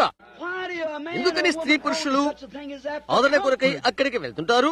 అలాంటి దాని నీకు ఆదరణ ఎలాగ పొందుతావు? నిలిచిపోయిన నీళ్ల యొద్ద నీవేలు స్వచ్ఛమైన నీటిని పొందగలుగుతావు? ఒక వ్యక్తి అలా చేస్తాడా? ఒక ఊరిని బావి తెరవబడి ఉంటే మురిగిపోయిన కుంటలోని దాని యొద్దకు నీళ్లు త్రాగడానికి ఒక వ్యక్తి వెళ్ళినట్లయితే అలాంటి మనుష్యులు ఏదో పొరపాటు ఉందని నీవు చెప్పవా? ఒక పురుషుడు గాని స్త్రీ గాని ఆదరణ కొరకై అలాంటి స్థలానికి వెళ్లితే ఆ వ్యక్తిలో ఆత్మ సంబంధమైన ఏదో ఒక లోటు ఉంటున్నది. వారికి వాక్యం అవసరం లేదు. వారికి స్వభావము ఇంకా కప్పగానో తలకప్పగానో ఇంకేదోగా ఉంటుంది. అవును, ఆ మురికి కూడా అపేక్షించే ఒక విధమైన స్వభావం ఉంటుంది తనలో. ఎందుచేతంటే అలాంటివన్నీ కూడా మంచినీటి కొలలలో నివసింపనేరవు. అవి అలాగ చేయలేవు. అవి స్వచ్ఛమైన నీరును అందులో జీవించలేవు. ఇప్పుడు ఫిర్యాదు ఏదంటే దానినవి విడిచిపెట్టినవి. రోజు కూడా వారు దానినే చేశారు. ఇప్పుడు ఆ బావి యొద్ద స్త్రీని గమనించు. ఈమె యాకోబు తొట్టి దగ్గరికి వచ్చినది. యాకోబు తొట్టి కుంట దగ్గరే ఆమె నిత్యము కూడా నీరు తెచ్చుకుంటుంది. అయితే యాకోబు తొట్టి కుంట అని సంఘర్షణగా మనం పిలుద్దాం. ఎందుకంటే అలాంటివి 3 త్రవిన అతడు, ఇది అతను త్రవినది. ఆమెకు ఒక గొప్ప కథ ఉన్నది. మా తండ్రి యాకోబు ఈ బావిని తవ్వాడు అని ఆమె చెప్పినది. అందులోనివి అతడు త్రాగాడు, అతని వంటలు త్రాగినవి. అవి సరిపోతుంది కదా? ఆయన చెప్పాడు, నీవు చేదుకుని నీరైతే మరలా నీవు దప్పికొంటావు, చేదుకుంటానికి మరలా రావాల్సి వస్తున్నది. అయితే ఆయన చెప్పాడు, నేనిచ్చు నీరు అది ఒక ఊరిడి బావి, లోపల నుండి పైకి ఉబ్బికేది. అది నీలోనే ఉంటున్నది. నీవిక్కడికి రానవసరం లేదు. గమనించండి, ఆత్మ సంబంధంగా ఆమెతో మాట్లాడిన ఆమె తెలుసుకునగానే దేని కొరకై ఆమె ఎదురు చూస్తుందో అట్టి ఆత్మ సంబంధమైన గుర్తుతో ఆమె దానిని తెలుసుకునగానే ఆమె యాకోబు సంఘర్షక పద్ధతిని విడిచిపెట్టింది. ఆమె ఎన్నడూ వెనుకకు చూడలేదు. ఎందుకంటే ఆమె నిజమైన బండను తెలుసుకున్నది కాబట్టి. గమనిస్తున్నారా? పట్టణంలోకి పరిగెత్తినది. ఆమె పాపముతో ఉన్నది. ఆమెకి ఎన్నడూ తప్పిదస్తురాలు కాదు. ఆమె చెప్తున్నది, నేను చేసినవన్నీ నాతో చెప్పిన ఒక మనిషిని వచ్చి చూడండి. ఈయన క్రీస్తు కాడా? ఆ తొట్టి కుంట మంచిదే కావచ్చు, అది ఉపయోగపడదనగా ఉండవచ్చును. ఇప్పుడైతే ఆమె నిజమైన ఊట వద్ద నిలబడి ఉన్నది. నిజమైన ఊట తెరవబడే వరకు తొట్టి కుంట మంచిదే. అయితే నిజమైన ఊట వచ్చిన వెంటనే ఈ తొట్టి దాని బలాన్ని పోగొట్టుకుంటున్నది. త్రాగడానికి మంచి స్థలాన్ని ఆమె కనుగొన్నది. ఒక మంచి స్థలం ఒకటి ఉన్నది, శ్రేష్టమైన స్థానం ఒకటి ఉన్నదని గ్రహిస్తే ఆ పన్నశాల పండుగ ఆఖరి దినాన యేసు ఈ విధంగా చెప్పాడు. యోహాను 7:37 ఎవడైనా దప్పికుని నా ఎద్దుకు వచ్చి దప్పి తీర్చుకునవలను. వారంతా ఆనందిస్తున్నారు. బలిపీఠం కదా నుండి కొద్దిపాటి నీళ్లు వచ్చేస్తున్నవి. ఆ పండుగలో దీని నుండి వారంతా త్రాగుతూ ఉన్నారు. మా పితరులు అరణ్యంలో ఆత్మ సంబంధమైన బండలను త్రాగారు అని వారు అన్నారు. చూస్తున్నారా? వారి కొరికే వారు ఒక కుంట తొట్టిని తొలపించుకున్నారు. ఏదో ఒక రకమైన మురికి నీటిని ఎక్కడి నుండో పైకి తొడుకుతున్నారు. క్రింద నుండి ఉబుకుతూ వచ్చిన నీటిని వారు తొడుతున్నారు. వారంతా ఈ నీటి చుట్టూ చేరి నీళ్లు త్రాగుతూ సంవత్సరాల క్రితం మా పితరులు ఈ అరణ్యంలో త్రాగారు అని చెప్తున్నారు. అరణ్యంలో ఉండిన బండను నేనే అని యేసు చెప్తున్నాడు. ఆకాశం నుంచి వచ్చిన మన్నాను మేము భుజించాము, దేవుడు దాన్ని మాకు కురిపించని అని అంటున్నారు. నేనే ఆ మన్నాను చెప్పాడు. ఆయన ఆ ఊటిన ఆయనే వారి మధ్య నిలబడి ఉన్నాడు. జీవాహారం వారి మధ్య నిలబడి ఉన్నాడు. అయినప్పటికీ అది వారికి అవసరం లేదు. వారికి కావాల్సింది వారికి ఉంటే ఆ తుట్టే కావాలి. ఎందుకంటే దీన్నేమో మానవుడు తయారు చేసుకున్నాడు, దాన్నేమో దేవుడు పంపించాడు. నిజంగా వ్యత్యాసమైన విషయం. వారికి వారి తొట్లను త్రవ్వుకున్నారు. ఎవడైనా దప్పికున్నట్లేడా నా ఎద్దుకు వచ్చి దప్పి తెచ్చుకోవాలను అని ఆయన చెప్పాడు. ఆయనే ఆ ఊరిడి బావి. లేఖనము చెప్పినట్లుగా అతని కడుపులో నుండి జీవజల నదులు ప్రవహించును. అదే ఆ నిత్యము ఊరిడి బావి. అతని కడుపులో నుండి లేక అంతరంగంలో నుండి జీవజల నదులు ప్రవహించును. అందులో ఉన్న బండ ఆయనే. ఆపత్కాలంలో తన యొక్క బిడ్డ మరణ ఘడియల్లో ఆ హాగరుకు బండై ఉన్నది ఆయనే. ఆమె ఇక్కడ ఆ చిన్నవాడైన ఇస్మాయిలును తో ఉన్నది. ఆమె తన వెంట తీసుకుని వెళ్లిన కుండలో నీళ్లు అయిపోయినవి. చిన్నవాడైన ఇస్మాయిలును అక్కడ రాత్రివేత దూరం పరుండబెట్టి ఆమె ఏడుస్తూ ఉన్నది. అయ్యో, ఆ బిడ్డ యొక్క మరణాన్ని ఆమె చూచుటకు ఇష్టపడలేదు. తటాలన ప్రభుత్వ ఆమెతో మాట్లాడుతున్నాడు. పొంగి పల్లుతున్న బావిని బెర్షెబాను ఆమె చూచినది. అది ఇంకా ఈ రోజు వరకు ప్రవహిస్తూనే ఉన్నది. అరణ్యములో గుడినటువంటి బండయగు హాగర్ యొక్క బెర్షెబ ఆయనే. అది రక్తముతో నిండిన బుట్ట అయి ఇక్కడ నిలబడి ఉన్నది. ఆ దినమందు ఆలయములో నిలబడి ఉన్నాడు. తుఫాను సమయాన జకరియా 13వ అధ్యాయములో పాపమును అపవిత్రతను పరిహారం చేయడం కొరకై దావీదు సంతతి వారి కొరకు ఊట ఒకటి తీసినవాడు ఆయనే. ఆయనే ఆ ఊట. కీర్తనల 36:9లో ఆయన దావీదు యొక్క జీవపు ఊట. దావీదు సంతతికి ఆయన ఇంకా ఉన్నాడు. ఆయనే పచ్చికవే రచిత హృదయంలో ఉండి ఇమ్మానుయేలు యొక్క రక్త నాళముల నుండి వచ్చిన రక్తపు మూట అక్కడే ఉన్నది. పాపులు ఆ ప్రవాహం వల్ల మునిగితే వారి పాప మరకలు కడిగి వేయబడుతవి. జీవపు ఊట ఆయనే, జీవపు జల ఊట ఆయనే. ఆయనే దేవుని యొక్క వాక్యము. ఈ కడవరి దినాల్లో ప్రజలు ఆయన్ను విడిచిపెడతారు. నిజ వాక్యాన్ని, జీవపు జలాన్ని విడిచిపెడతారు. సంఘ శాఖల కుంటలను, తొట్లను వారి కొరకు త్రవ్వుకుంటారు, మరలా తొలిపించుకుంటారు. మనం ఇప్పుడు వారు పగలగొట్టుకున్న పగిలిన తొట్లని తెలుసుకున్నాము. ఆ తర్వాత ఈ తొట్టి ఇప్పుడు అవిశ్వాసన పురుగులతో నిండి ఉన్నది. ఉబ్బిపోయే అవిశ్వాసన పురుగులతోనూ, విద్యా సంబంధమైన పురుగులతోనూ, దేవుని వాగ్దానములకు విరోధమైన కార్యక్రమాలతోనూ నిండి ఉన్నది. వారు వాక్యాన్ని అనుమానించేవారు. బైబిల్ చెప్తున్నది, వారు కలిగి ఉన్నటువంటి ఈ తొట్టెలు పగిలిపోయినవి. పగిలిన తొట్టి అనగా కారిపోయే తొట్టి. అది నిదానంగా కారిపోతున్నది. అది ఏమి చేస్తున్నది? అది మత సంబంధమైన బ్రహ్మాండమైన కుంటయనే ప్రపంచ సంఘ ఆలోచన సభలోనికి నిదానంగా కారిపోతుంది. అక్కడికే పగిలిన తొట్లు వారిని నడిపించేది. అదంతా ఎందుకనగా వారు ఆయన విడిచిపెట్టారు. ఈ తొట్లను తొలపించుకొని జీవజలముల ఊటైన ఆయన విడిచి ఉన్నారు. పెద్ద పెద్ద విద్యా బోధనను, సెమినరీ పద్ధతులను త్రవ్వుకున్నారు. అటువంటి తొట్లనే ఈనాడు వారు త్రవ్వుకున్నారు. అతను వెళ్లి బోధ చేయక ముందు ఆ వ్యక్తి PhD లేక LLD లేక BA లేక ఏదో ఒకటి పొందవలసి ఉన్నది. మనుష్య కల్పన వేదాంతంలో నిండిన తొట్టి అది. ఈ పెద్ద పెద్ద తరబీతు పాఠశాలకు వారిని తీసుకుని వస్తారు. అందులోకి తీసుకుని వెళ్లి తమ సొంత మనుష్య కల్పితమైన వేదాంతాన్ని అందులో గుర్చుతారు. అట్టి దాంతోనే వారిని బయటికి పంపుతారు. మనుష్య కల్పితమైన తొట్టలో మనము జీవిస్తున్నాము. ఎటువంటి దినాన మనం జీవిస్తున్నామో చూడు. సకల విషయాలు కంపు కొడుతున్నవంటే ఆశ్చర్యపడవసరం లేదు సుమా. అయ్యయ్యో, ఎందువల్లంటే ప్రజలు అందులో త్రాగుతున్నారు కాబట్టి. ఈ దినమందు ప్రజలు ఆనందించాలంటే వారు ఏం చేస్తారు తెలుసా? హోమయందు ఆనందించడానికి బదులుగా సంతోషించుటకు లేక ఆనందించడానికి ప్రజలు పాపం వైపు మల్లుకుంటారు.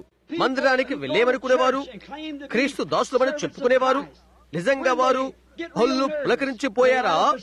సిగరెట్లు ముట్టించేసేస్తున్నారు. ఏదైనా తమాషా కావాలనుకున్నారా?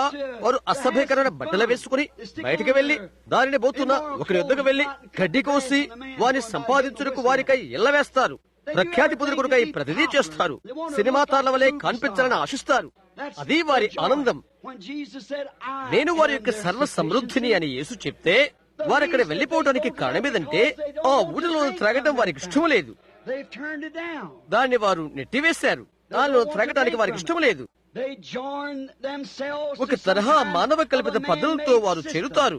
సకల జీవులు నిలిచి మురిగి నిండిపోయిన ఒక తరహా కుండను లేక తొట్టిని వారికి ఇష్టపడిన దగ్గరికి వెళ్ళుటకు అనుమతించకుండాను వారు కోరుకుంటారు. గత రోజు శనివారం ఉదయం అనుకుంటాను, నది దగ్గరికి పిల్లలతో మేమున్నాం. మేము వెళ్ళాము. బిల్లి బోట్లో ఉండి చేపలు పడుతున్నాడు. పిల్లలను అక్కడ తీసుకెళ్లాం. నా మనమడు, నా కుమార్తె, నా చిన్న బిడ్డ పడవ ప్రయాణం చేయడం కొరకై నది దగ్గరికి మేము వెళ్ళాం. నది దగ్గర ఉండేటువంటి మురికి కంపు కొట్టే సగమ దిగంబరత్వంతో ఉండే ప్రజల మధ్య నువ్వు పడవ ప్రయాణం కూడా చేయటానికి వీలు పట్టలేదు. మా ప్రక్కగుండా ఒక పడవలో 12-14 సంవత్సరాల పిల్లల గుంపు చేతుల్లో బీరు సీసాలు, సిగరెట్లు పట్టుకుని పడవలో వెళ్తున్నారు. దాన్ని వారు తమాషా ఆట అని పిలుచుకుంటున్నారు. అయ్యయ్యో, ఎంతకాలం ఈ లోకం ఉంటుందో అటువంటి పద్ధతులంతా ఉన్నవి ఇప్పుడు. ఆ తర్వాత తలంపు నుండి వారు తప్పుకోపోవాలంటే వారు చచ్చిపోయినప్పుడు వారు నరకానికి వెళ్లిపోతారు. వారు చేసే కార్యాలతో ఈ విధమైన మనుష్య కల్పిత తొట్టులో వారు చేరిపోతారు. అటువంటి రకమైన ప్రజలే ఆ తొట్టలోనికి చెందిన వారై ఉంటారు. లోకములో అసహ్యమైన అపవిత్రమైన మురికి గుంపు కాక అది మరొకటి కాదు. ఎందుకు వారు వారితో ఏకీపిస్తారంటే మా అమ్మమ్మ ఇలా చెప్తూ ఉండేది, ఏ జాతి పక్షి ఆ జాతికి గూటికి చేరుతుంది అని. ఆ ఊటి దగ్గరికి వారు రారు, వచ్చి తమ పాప బ్రతుకులు కడుగుకొనరు. అక్కడి నుండి వారు వేరుగా బ్రతకాలనుకుంటారు. అయినప్పటికీ క్రైస్తవులుగానే సాక్ష్యాన్ని పట్టుకుని ఉంటారు. ఎందుకు? జీవము, నిండిన జీవము, సంతృప్తి, సంతోషాన్ని కలిగించు నిజమైన ఊటైన ఆయన వారు విడిచిపెట్టి ఉన్నారు. ఆ కారణము చేతనే వారు దాన్ని విడిచారు, ఎందుకంటే వారు చేరాలనుకున్నారు. అలాంటి వారిని నమ్మే ఒక రకమైన వారు వారికి ఉంటారు. ఇక్కడనే కొంతకాల క్రితము నేను సహోదరు ఫ్రెడ్, సహోదరు టామ్ కొంతమంది కలిసి టూసన్ నగరంలోని ఒక ఖ్యాతిగాంచిన బాప్టిస్ట్ చర్చిలోకి వెళ్ళాం. మేము వెళితే కొంచెం ఆదరణ పొందగలదేమో అని అది చూచుటకు. అక్కడి సేవకుడు ఐగుప్తుల ప్రజల గురించి ఏదో చెప్తున్నాడు. వారు బయటకు వచ్చిన తర్వాత వారు తెల్ల ఉల్లిపాయలు మొదలగు వాటిని తినాలని, తిరిగి వెళ్లి తినాలని ఉన్నారని అతను చెప్తున్నాడు. అది ఈనాటి ప్రజల వల్లే ఉన్నది అని అన్నాడు. మేమందరం కలిసి ఆమెన్ అని అన్నాం. అలాంటి గుంపు నేనెన్నడూ చూడలేదు. సంఘమంతా బోధకుల వైపు దృష్టిని మరల్చి ఆమెన్ అన్నది ఎవరా అని వెనుక చూశారు. వారి పైకి చావొచ్చిందా అన్నట్లు అనిపోయారు. అదేంటో వారికి అర్థం కాలేదు. యెహోవా కొరకు ఆనంద ధ్వని చేయడని దావీదు చెప్పాడు. ధారాతో ఆయన కీర్తించండి, 10 సితారాతో ఆయన స్తుతించుడి. సమస్త ప్రాణులు యెహోవాను స్తుతించుదురుగాక, ప్రభును స్తుతించండి. దేవుడు ఆయన ప్రజలందు ఆనందిస్తాడు. ఏదైనా క్రమమైనది చెప్పినప్పుడు జ్ఞాని ఆమెన్ అనుకాక, నమ్మకమైన దేవుని యొక్క పద్ధతి నుండి అనగా నిత్యము ఊరిడి బావి అయిన యేసుక్రీస్తు నుండి మారిపోయి లోక తొట్ల వైపునకు ఆ పద్ధతులకు ఎందుకు తిరిగిపోవాలి? ఆయన వైపు నీకు ఎందుకు మలుకోకూడదు? ఎవరైతే మన యొక్క సర్వ సముద్రైన సంతోషమో, సర్వ సమృద్ధి స్థుతులకు కారణభూతుడో, మన స్థుతికి సర్వ సమృద్ధిగా వాడో, అలాంటి ఆయన వైపు ఎందుకు మళ్ళకూడదు? నా ఉద్రేక ఉరికలాటకు నిలుపుదల దేవుని యొద్ద నుండే నాకు లభిస్తుంది. నేను చితికిపోయినా నా సంతృప్తి క్రీస్తులోనే నేను పొందుకుంటాను. సిగరెట్లలో కాదు, లోక కార్యకలాపాలలో కాదు, ఒక మూఢ భక్తులో చేరడం వలన కాదు, కానీ ఆయనలోనే, అనగా ఆయన చెప్పినట్టుగా నేను విననేలా నేను మరలా వచ్చి మిమ్మల్ని తీసుకుని వెళ్ళదును అను వాక్య వాగ్దానములోనే, అందులోనే నా ఆనందాన్ని నేను కనుగొంటాను. ఆయనే నా యొక్క ఆనందము. వారు ఈ రోజు ఇలా చెప్తున్నారు. వీటన్నిటినీ కలుపు చేయడం ద్వారా, ఈ ప్రపంచ సంఘముల సమాలోచన సభ చేయడం ద్వారాను జీవించుటకు మంచి స్థలాన్ని ఏర్పాటు చేస్తున్నామని చెప్తున్నారు. నా నిజమైన అభిప్రాయం నేను చెప్తున్నాను. పాపము చేయడం కొరకై ఒక మంచి స్థలాన్ని వారు ఏర్పాటు చేస్తున్నారు. అది కేవలం అంతా పాపమే. ఎలాగైతేనే అది బ్రతకడానికి కాదు, చవడానికి, జీవించడానికి బదులు పాపము చేయడానికి స్థానాన్ని చేకూర్చుట. యేసుక్రీస్తుకు అవతల ఉన్నటువంటి ఏదైనప్పటికీ కూడా, ఆయన జీవ వాక్యానికి ఆవల ఉన్నటువంటి ఏదైనప్పటికీ కూడా అది పగిలిన తొట్టియే. దానికి ప్రత్యామ్నాయంగా ఏది ఉన్నప్పటికీ, నీకు సమాధానం ఇచ్చిన కొరకై నీవు ఏది ప్రయత్నం చేసినప్పటికీ, నీకు ఆదరణ కలిగించిన కొరకై నీవేది ప్రయత్నం చేసినప్పటికీ, దేని ద్వారానైనా నీవు ఇటువంటి ఆనందాన్ని పొందుకున్నప్పటికీ, దీనికి బదులుగా అదంతా మురికితో నిండినటువంటి పగిలిన తొట్టియే. ఆయనే నిండైన సంతృప్తిని ఇస్తాడు. 2 వేసవి కాలం క్రిందట, అనగా 2 సంవత్సరాల క్రితం నాకు ఒకటి జ్ఞప్తున్నది. నేను వెనుక తలుపు గుండా వెళ్లిపోయాను. అక్కడ ఒక యవనస్తుడు ఉన్నాడు. నాతో ఇలా అన్నాడు, నీవు ఎప్పుడు కూడా ఆ విధముగా స్త్రీలను గురించి, పుట్టి లంగాలు మొదలైన వాటి ధరించుకుంటూ గురించి నీవెందుకు మాట్లాడతావనగా, నీవు ఒక ముసలివాడు కాబట్టి అని అన్నాడు. అందుకే నీవు అలాగ చెప్తున్నావు అని అన్నాడు. నేను అడిగాను, ఇదిగో చూడు, నీ వయసు ఎంత అని అన్నాను. 27 అని చెప్పాడు. నేను అంతకంటే ఇంకా చిన్న వయసు నుండే అదే విషయాలు బోధిస్తున్నాను అని చెప్పాను. నేను సంతృప్తి కలిగించు ఊటను కనుగొని ఉన్నాను. ఆయనే నా భాగం. ఆమేన్. ఆయన దాన్ని సరఫరా చేసినంత వరకు అది ఎంతో రమ్యమైనది. అది నా యొక్క కళ. ఆయన వైపు చూడటం, ఆయన ఏమి చేస్తున్నాడో, ఆయన హస్తం ఏమి చేస్తుందో గమనించడం. ఇంకొక బుగ్గ ఉన్నదని, లేక ఇంకొక ఊట ఉన్నదని నాకు తెలియదు. ఆ దివ్య రక్తము హిమం వలె నన్ను తెలుపు చేయను. ఏది వేరుగా లేదు. యేసు యొక్క రక్తధారే. మానవుల యొక్క రక్తం ఇంపైన ఊట. ఓ పాపి అందు మునుగు పాపము పోతుంది. ఆ ఊట కంటే మరొక నీటి బుగ్గ లేదని నేను చెప్తున్నాను. నేను మురికితో ఉన్నప్పుడు అది నన్ను కడిగి వేసినది.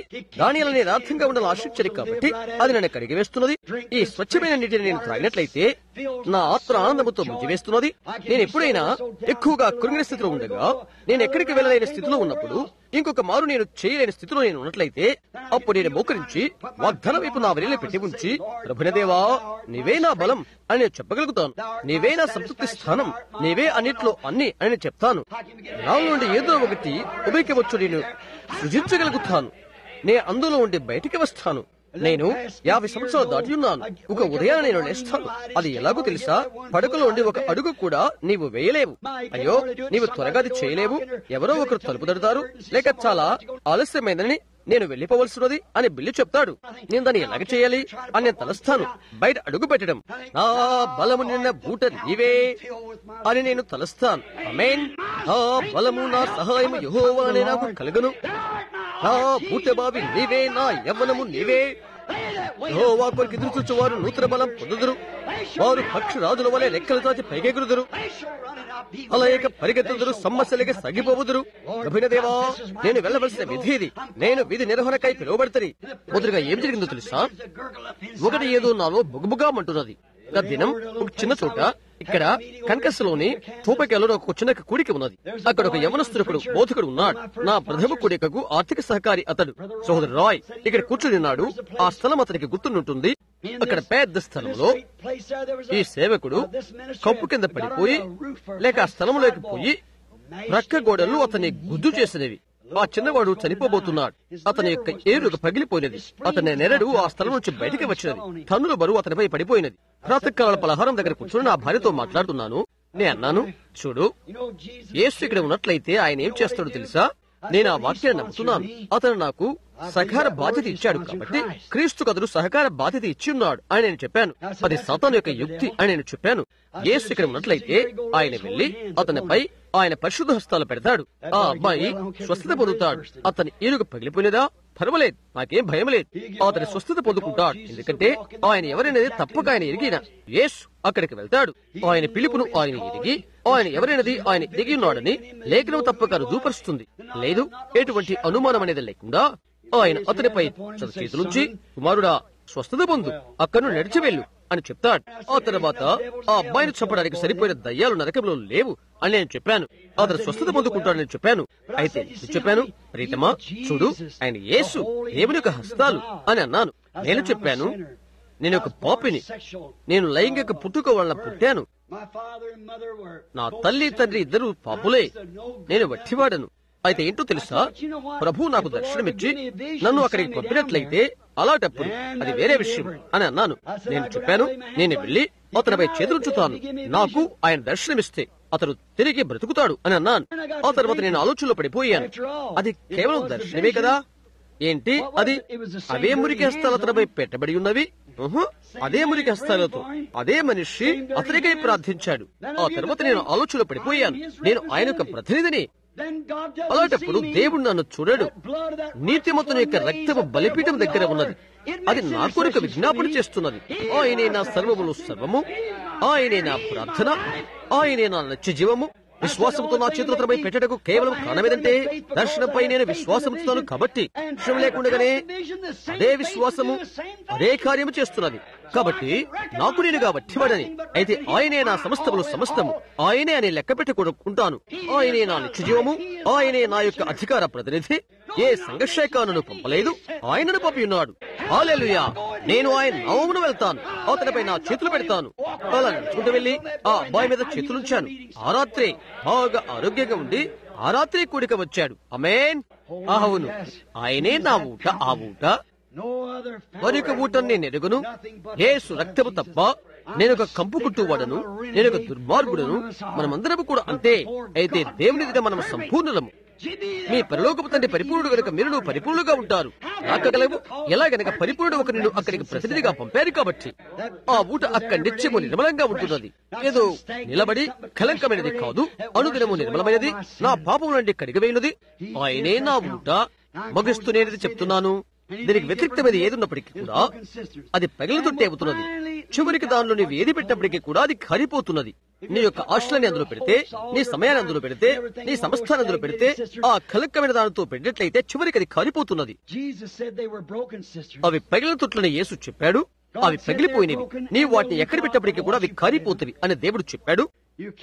వాటి వల్ల నీవు ముందుకు సాగలేవు, ఎందుకంటే అవి కారిపోతవి. ఎందువల్లంటే సత్యానికి ఆయనే మార్గము, జీవానికి ఆయనే మార్గము, నిత్య సంతోషానికి నిత్య సమాధానానికి ఆయనే మార్గము. ఆయన ఒక్కడి మాత్రమే, దానికి అదొక్కడి మాత్రమే మార్గము. తరిగిపోవలేనటువంటి నిత్య జీవపు ఊట యేసుక్రీస్తే. ఎందుకని ఆయనెవరు? మానవుడి వాక్యము, వాక్యము జీవము, ఊట. నిన్న నేడంతా ఒకరి రీతిగా ఉన్నటువంటి ఊట. నిజ విశ్వాసికి అమోఘమైన ఆనందము, అనూహ్యమైన జీవము, అతని యొక్క నిండైన సంతృప్తి క్రీస్తులోనే. గాలిగుట్టనవసరం లేదు, లాగనవసరం లేదు, కలపనవసరం లేదు, జామీను చేయనవసరం లేదు. కేవలం నమ్మి విరామం తీసుకుంటే చాలు. నమ్మించుటకు ఆయన ఎవరున్నది? ఆయనే. తండ్రి యొక్క బ్రహ్మమూలి అతని ఎన్నడూ లాగలేదు, అతను ఎప్పుడు తొందరపడలేదు, అతని ఎన్నడూ బాధపడలేదు. అతను వాక్యాన్ని కలిగి ఉన్నాడు. అతడు ఎల్ షడాయి రూము మీద పండుకుని ఉన్నాడు. అబ్రహాము 100 సంవత్సరాల వయస్కులుగా ఉన్నప్పుడు దేవుడి దగ్గర ప్రత్యక్షమై నేను సర్వశక్తి గల దేవుడు అని చెప్పాడు. హెబ్రీ భాషలో ఎల్ షడాయి అనగా స్థనములు కల లేక రొమ్ములు గలవాడు అని అర్థం. నీవు ముసలివాడు, నీ బలం ఉడికిపోయినది, అయితే నా రొమ్ము మీద పండుకును, ఈ ఊట నుండి నీ యొక్క బలాన్ని త్రాగు అని ఆయన చెప్పాడు. ఆమెన్. తనకు తానుగా ఏమి త్రాగాడు? ఒక క్రొత్త శరీరాన్ని. శారా వలన అతను కుమారుని పొందుకున్నాడు. మరి ఆ తర్వాత 50 సంవత్సరాల తర్వాత మరొక స్త్రీ ద్వారా అతను 7 బిడ్డలు పొందాడు. ఎల్ షడాయి. ఆయన ఏమి చేశాడో పాత నిబంధన తెలియజేస్తున్నది. ఆయన ఏమి చేయబోతున్నాడో క్రొత్త నిబంధన తెలుపుతున్నది. ఆమెన్. పాత నిబంధనలో గాలేగిపోయింది కాబట్టి ఇక్కడి వెళ్లిపోవడానికి త్వరపడుతున్నాను. కొద్ది నిమిషాలు ముగించక మునుపు నేను ఇది చెప్పాలనుకుంటున్నాను. ఈ ఒక్కసారి నాకు ఒక మంచి ఉదాహరణ ఒకటి ఉన్నది. నేను గస్తీ తిరుగుతూ ఉన్నాను.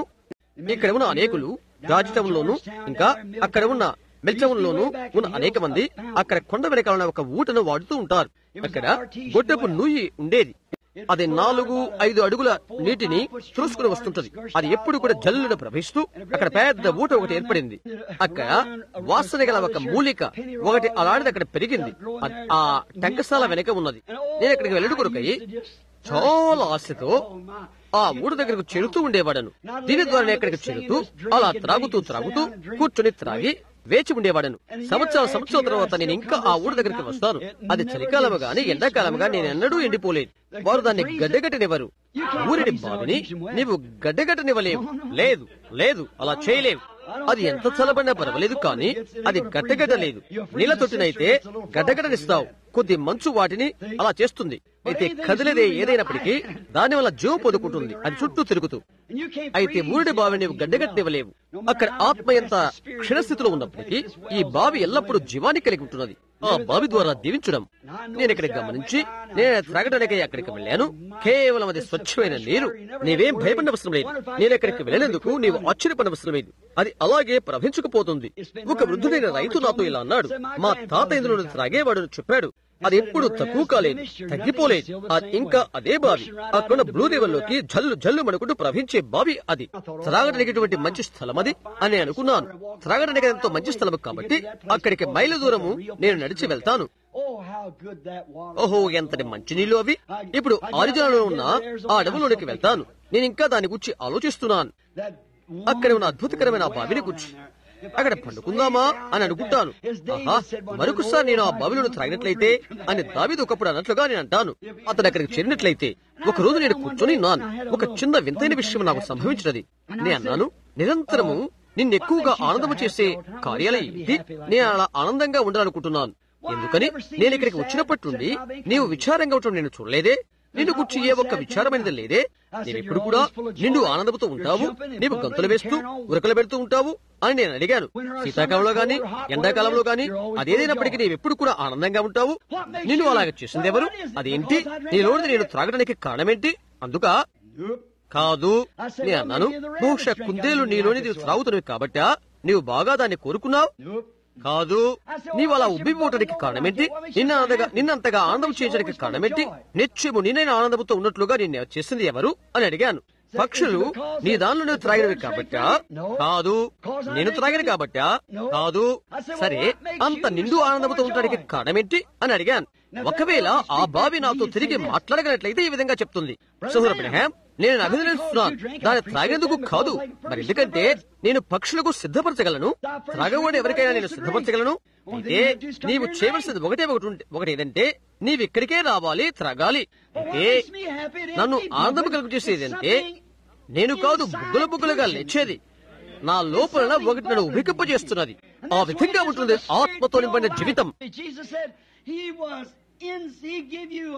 యేసులాగా చెప్పాడు, చూశారా, నిత్య జీవ జలధారలు, నిత్య మూరిడి నిత్య జీవ జలధారలు ఊట బావిగా ఉంటున్నది. మిగతా సంఘాలు పైగా గాని క్రిందగా రాని నీవు నిత్యము ఆ బావి యొద్దనే ఉంటావు.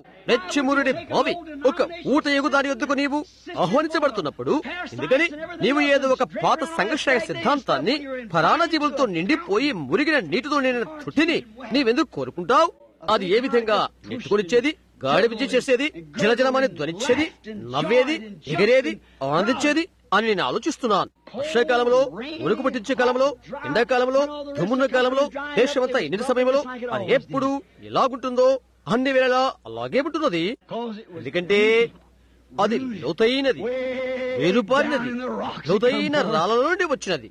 ఓ, నేను ఆ జలధార ద్వారానే జీవించుదును కాక నీవు చేయాలనుకునే మానవ కల్పితమైన పద్ధతులు, మురిగి నిలిచిపోయిన నీ పాత బావులను తీసివేయి. అయితే ఈ ఊట యుద్ధకి నేను వచ్చదని కాక, ఎక్కడైతే నిండారులుగా ఆయన ఉన్నాడో అక్కడికి నేను వచ్చదని కాక, ఆయనే నా యొక్క సంతోషము, ఆయనే నా యొక్క వెలుగు, ఆయనే నా బలము, ఆయనే నా జలము, ఆయనే నా జీవము, ఆయనే నన్ను స్వస్థపరచువాడు, ఆయనే నన్ను రక్షించువాడు, ఆయనే నా రాజు. సమస్తమును నాకు కావలసిందంతా నేను ఆయనలో కనుగొన్నాను. మరొక దాని దగ్గర ఎందుకు వెళ్ళాలి? సహోదరి సహోదరుడా, ఈ ఊరి దగ్గరికి ఈ రాత్రి నీవు రావా? నీవింకా అక్కడికి చేరినట్లయితే ఈ రాత్రి వేళలో మనం తలవంచుచుండగా నీవు దాన్ని పొందుకోవా?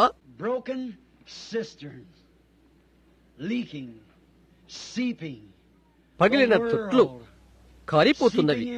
గతకాలమందు గొడ్ల చావిల ద్వారా నిండి ఉండిన మురికి ఇమ్మానుయేలు నరమంలో నుండి వచ్చినటువంటి రక్తముతో నిండిన ఈ గొప్ప ఊటను, ఆ చెత్త చేరుకున్నటువంటి ఈ ఊటను నీవెందుకు కొనుక్కోకూడదు? ఈ రాత్రిలో దాన్ని ఎందుకు నీవు స్వీకరించకూడదు? ఎన్నినటువంటి వేడితో ఉన్నటువంటి ఈ నేలపై ఈ రాత్రి దేవుడు మనకు సహాయము చేయుగాక. ప్రవక్త చెప్పిన రీతిగా నిస్సార దేశంలోని బండ ఆయనే, ఆయనే ఆ ఊట. ఈ హృదయంలో నిశ్చించుకుని రాత్రి మేము ప్రార్థిస్తుండగా ఆయన ఎదుగు నీవు రావా? సంగీతం వినబడుతున్నది. ప్రియమైన పరలోకపు తండ్రి, మరో ఊట అనేది లేదు. యేసు యొక్క రక్తము తప్ప మరొక ఊట అనేది నేను ఎరుగను. నేనెక్కడ జన్మించాను, నేనెక్కడ పెంచబడ్డాను, నేనెక్కడ జీవించాలని ఆశిస్తున్నాను, చనిపోవాలనుకుంటున్నాను, అక్కడ తిరిగి లేవాలని ఆశిస్తున్నాను. ఆయన సన్నిధిలోనే నిత్యము కూడా ప్రభువా, ఆయన సన్నిధానంలో నేను ఉంటాను. మరొకటి నేను ఎరుగను, మరొక మూఢభక్తిని నేను ఎరుగను, మరొక ప్రేమ నేను ఎరుగను. క్రీస్తు ప్రేమ తప్ప, క్రీస్తు తప్ప మరొక మతము నాకు తెలియదు. బైబిల్ దాకా మరొక గ్రంథము నేను ఎరుగను. ఆయన తప్ప మరొక ఆనందము నాకు తెలియదు. ఆయన తప్ప మరొకటి మరేది నాకు తెలియదు. ఓ దేవా, నన్ను స్వీకరించు. లోకములో నాకు ఏమున్నప్పటికీ అది మృతతుల్యమైనదే, అది నాకు అగ్రలేదు. నా తలపై నా చేతులు పెట్టుకుని నేను చుట్టూరా తిరగగలను. నాయధుని ఆయనను తీసుకునము ప్రభువా, నేను వెళ్లిపోదును. అయితే ఆయన నాలో ఉందని, అలాగైతే విషయం ఎంత ఆహ్లాదంగా ఉంటున్నదో మే అలాగే ఉంటున్నది. అలాగైనట్లయితే వేడి ప్రాంతాలు లేవు, ఎండిన ప్రాంతాలు లేవు. చుట్టు చివరికి మరణానికి విజయం లేదు. తండ్రి ఆయన కలుగుందుముగాక. ఈ భవనమందు వారు నిరీక్షిస్తుండగా ఈ రాత్రి వేళలో ప్రతి విశ్వాసికి ఆయన సమృద్ధిగా అనుగ్రహించండి. ఆయన్ను అనేకులు తమ ఇల్లు చేరుకుంటూ ఈ రాత్రి రోడ్డు మీద ప్రయాణం చేయవలసి ఉన్నది. నేను ఊరు దగ్గరికి జీవిస్తున్నానన్న వారి యొక్క తలంపు అగునుకాక.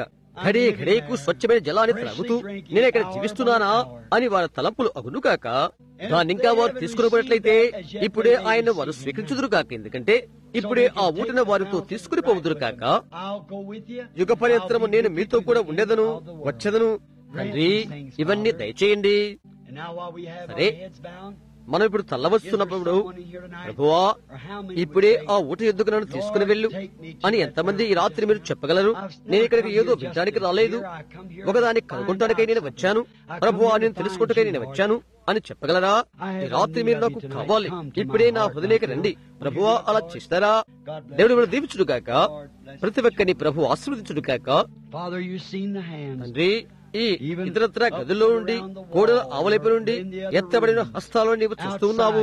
తండ్రి, నీవు వాటిని చూశావు. వారి కుదురుగా ఉన్నదేవో నీవు సమకూర్చమని నేను నిన్ను ప్రార్థిస్తున్నాను. ప్రభువా, ఒకవేళ ఒక విధమైన పాత తొట్టి దగ్గర ఉండేవారు త్రాగుతూ ఉండవచ్చును. బహుశా మార్గ మధ్యాన ఆగిపోయిన ఒక మనుషుడు ఎక్కిన తొట్టి కావచ్చును. దేవుని వాక్యాన్ని తిరస్కరిస్తూ పౌల విధాలైన వింతైన సిద్ధాంతాలతో కంపు కొట్టిపోతున్నటువంటిది అది కావచ్చును. ఎవరైతే ఆ ఊటై ఉన్నావో అట్టి నీవైన జీవపు ఊట యొద్దకు వారు రావాలని దేవా ఈ రాత్రి నేను ప్రార్థిస్తున్నాను. తండ్రి అనుగ్రహము చూపండి. యేసు నామమున ఇప్పుడు నేను నీకు అప్పగిస్తున్నాను. నా నామమును బట్టి మీరు నన్ను ఏమి అడిగినప్పటికీ అవి జరుగుతుందని నీవు నాకు చెప్పి ఉంటివి. అది జరుగుతుందని నేను అనుకున్నట్లయితే ప్రభువా నేను దీన్ని అడగను. అయితే దాన్ని నేను కేవలం ఆశ్చర్య క్రమంలో చెప్పియుందును. అయితే విధేయతతో నేను ప్రార్థిస్తున్నాను వారి కొరకై. నీ వాగ్దానం చేసిన దాన్ని దయచేయగలవని నమ్మి నేను వారి కొరకు ప్రార్థిస్తున్నాను. వారి దగ్గర నుంచి ఆ తొట్టిని ఈ రాత్రి తీసివేస్తున్నాను. వారు ఎక్కడైతే సంతృప్తి పొందట్లేదో ఆ త్రాగే స్థలాన్ని నేను తీసివేస్తున్నాను. ఈ ఊర దగ్గరికి వచ్చుట కొరకై యేసుక్రీస్తు నామమున నేను దాన్ని చేస్తున్నాను. ప్రభువా వారు నీవారు జీవజలం నుండి నిత్యజీవపోటైన నీ దగ్గర నుండి వారు త్రాగుదురు కాక.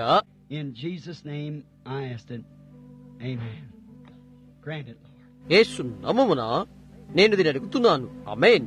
ప్రభువా దయచేయండి. Precious is that flow that makes me white as snow.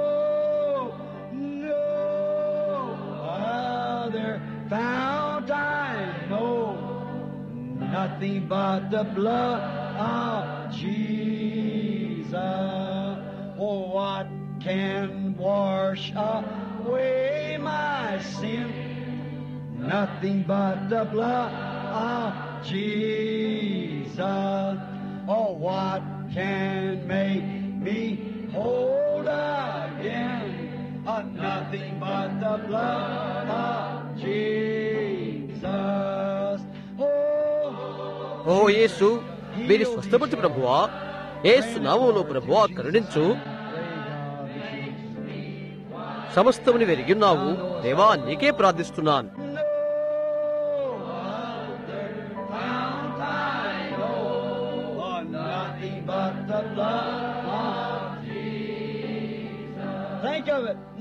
ఇంకొక ఊటను నేను ఎరగను. ఆలోచించే ఆయన తప్ప మరొకటి నాకు తెలియదు. ఆయన మీద మరొకరి మీద నాకు అపేక్ష లేదు.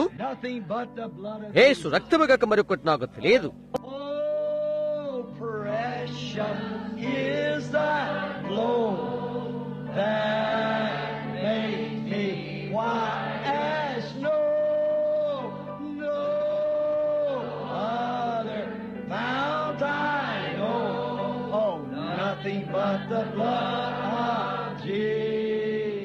మనం మరలా పాడుతున్నప్పుడు ఒకరికొకరు కరస్పర్శ చేసుకుందాం.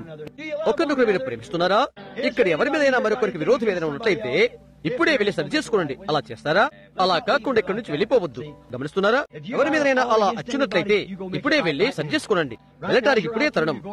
సహోదరుడా, నిన్ను కూర్చి నేను ఒకటి చెప్పాను, నేను ఒకటి తలంచాను. అది చేయాలని కాదు నా భావం. నన్ను క్షమించు. ఆ విధంగా అది చేయాలి. ఎల్ల వేళలో కూడా ఆ ఊటను మన మధ్యనే మనం కలిగి ఉండాలి. చూశారా?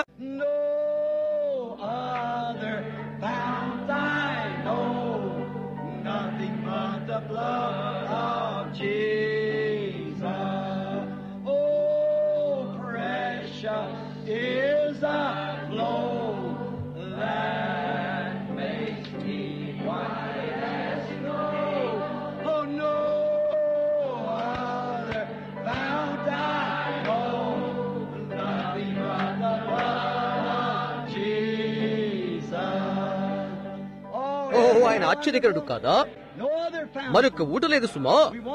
మరో విషయాల చేత మనం కలుషము కావద్దు.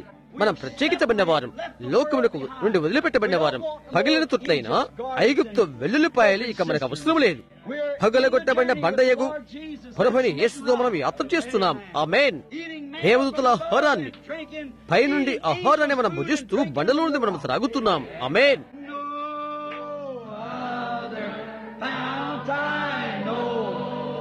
Nothing but the blood of Jesus.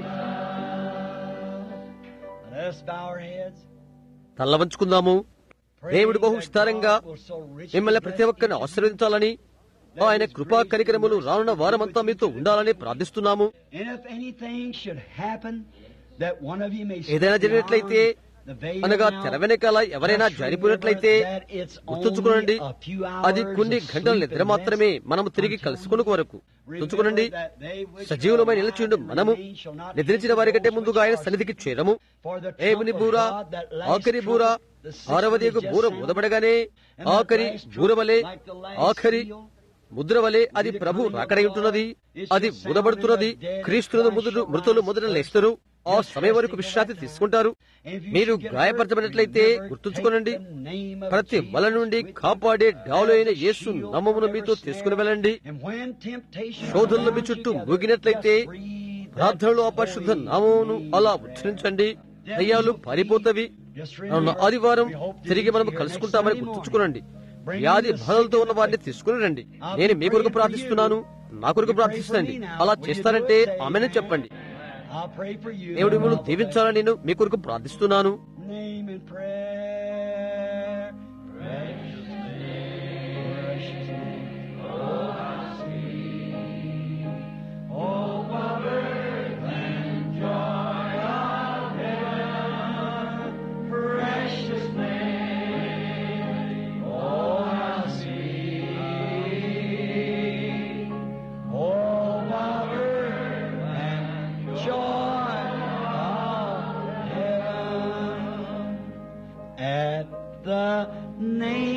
Jesus bowing, falling prostrate at his feet.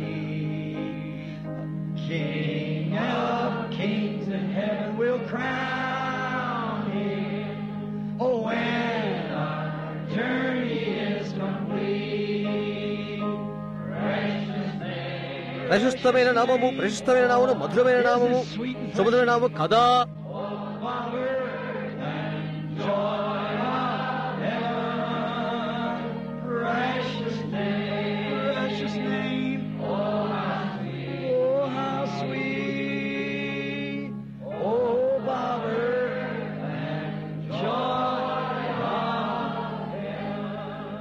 మిమ్మల్ని విడిచిపెట్టే వెళ్ళడము ఎప్పుడు కూడా ఎంతో కష్టంగా ఉంటుంది. మీరు వేదన పడతారని ఎరిగినప్పటికీ, అయితే ఇదో ఒకటి. ఇంకో వచనం చూస్తారా, చేస్తారా. బాధించే బద్ధకం దీవించను. సహోదరి పాడుదాం. ఆ పాత పాట ఎంతమందికి తెలుసు? సంవత్సరాల క్రితం నుండి మనం దాన్ని పాడుతూనే ఉండేవారము. నేను రాత్రి ఆలోచన చేస్తున్నాను. 100ల సంఖ్యలో 2 హస్తాలు, విడిచిపెట్టబడిన హస్తాలు. మందిరములో ఆ పాటను మనం పాడుతూ ఉన్నప్పుడు ఒకరి చేయి ఒకరి కలుపుకొని బంధించు బంధం దీవించబండుగాక. ఎందరనో నేను పాతి పెట్టాను, సమాధి తోటలో ఇక్కడనే. వారు ఎదురు చూస్తున్నారు. నేను తిరిగి వారిని చూస్తాను. దర్శనములు నేను ఒకప్పుడు చూశాను. ఆ తెర వెనకాల అక్కడ ఉన్నారు వారు. తల వంచుకుందాం, పాడుకుందాం.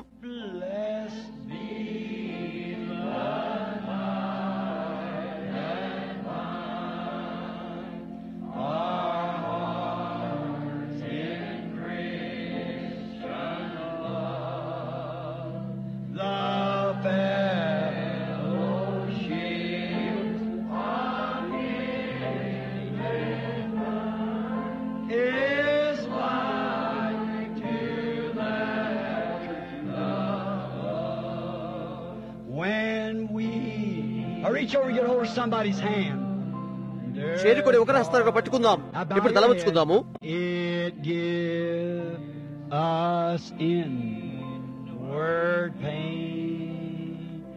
But we shall still be joined in heart and hope to meet again. మనం తల వంచుకుంటే పాస్టర్ గారికి పరిచయం అప్పచెప్దాం. ప్రార్థనతో ఇప్పుడు మనకు వీడ్కోలు ఇవ్వమని.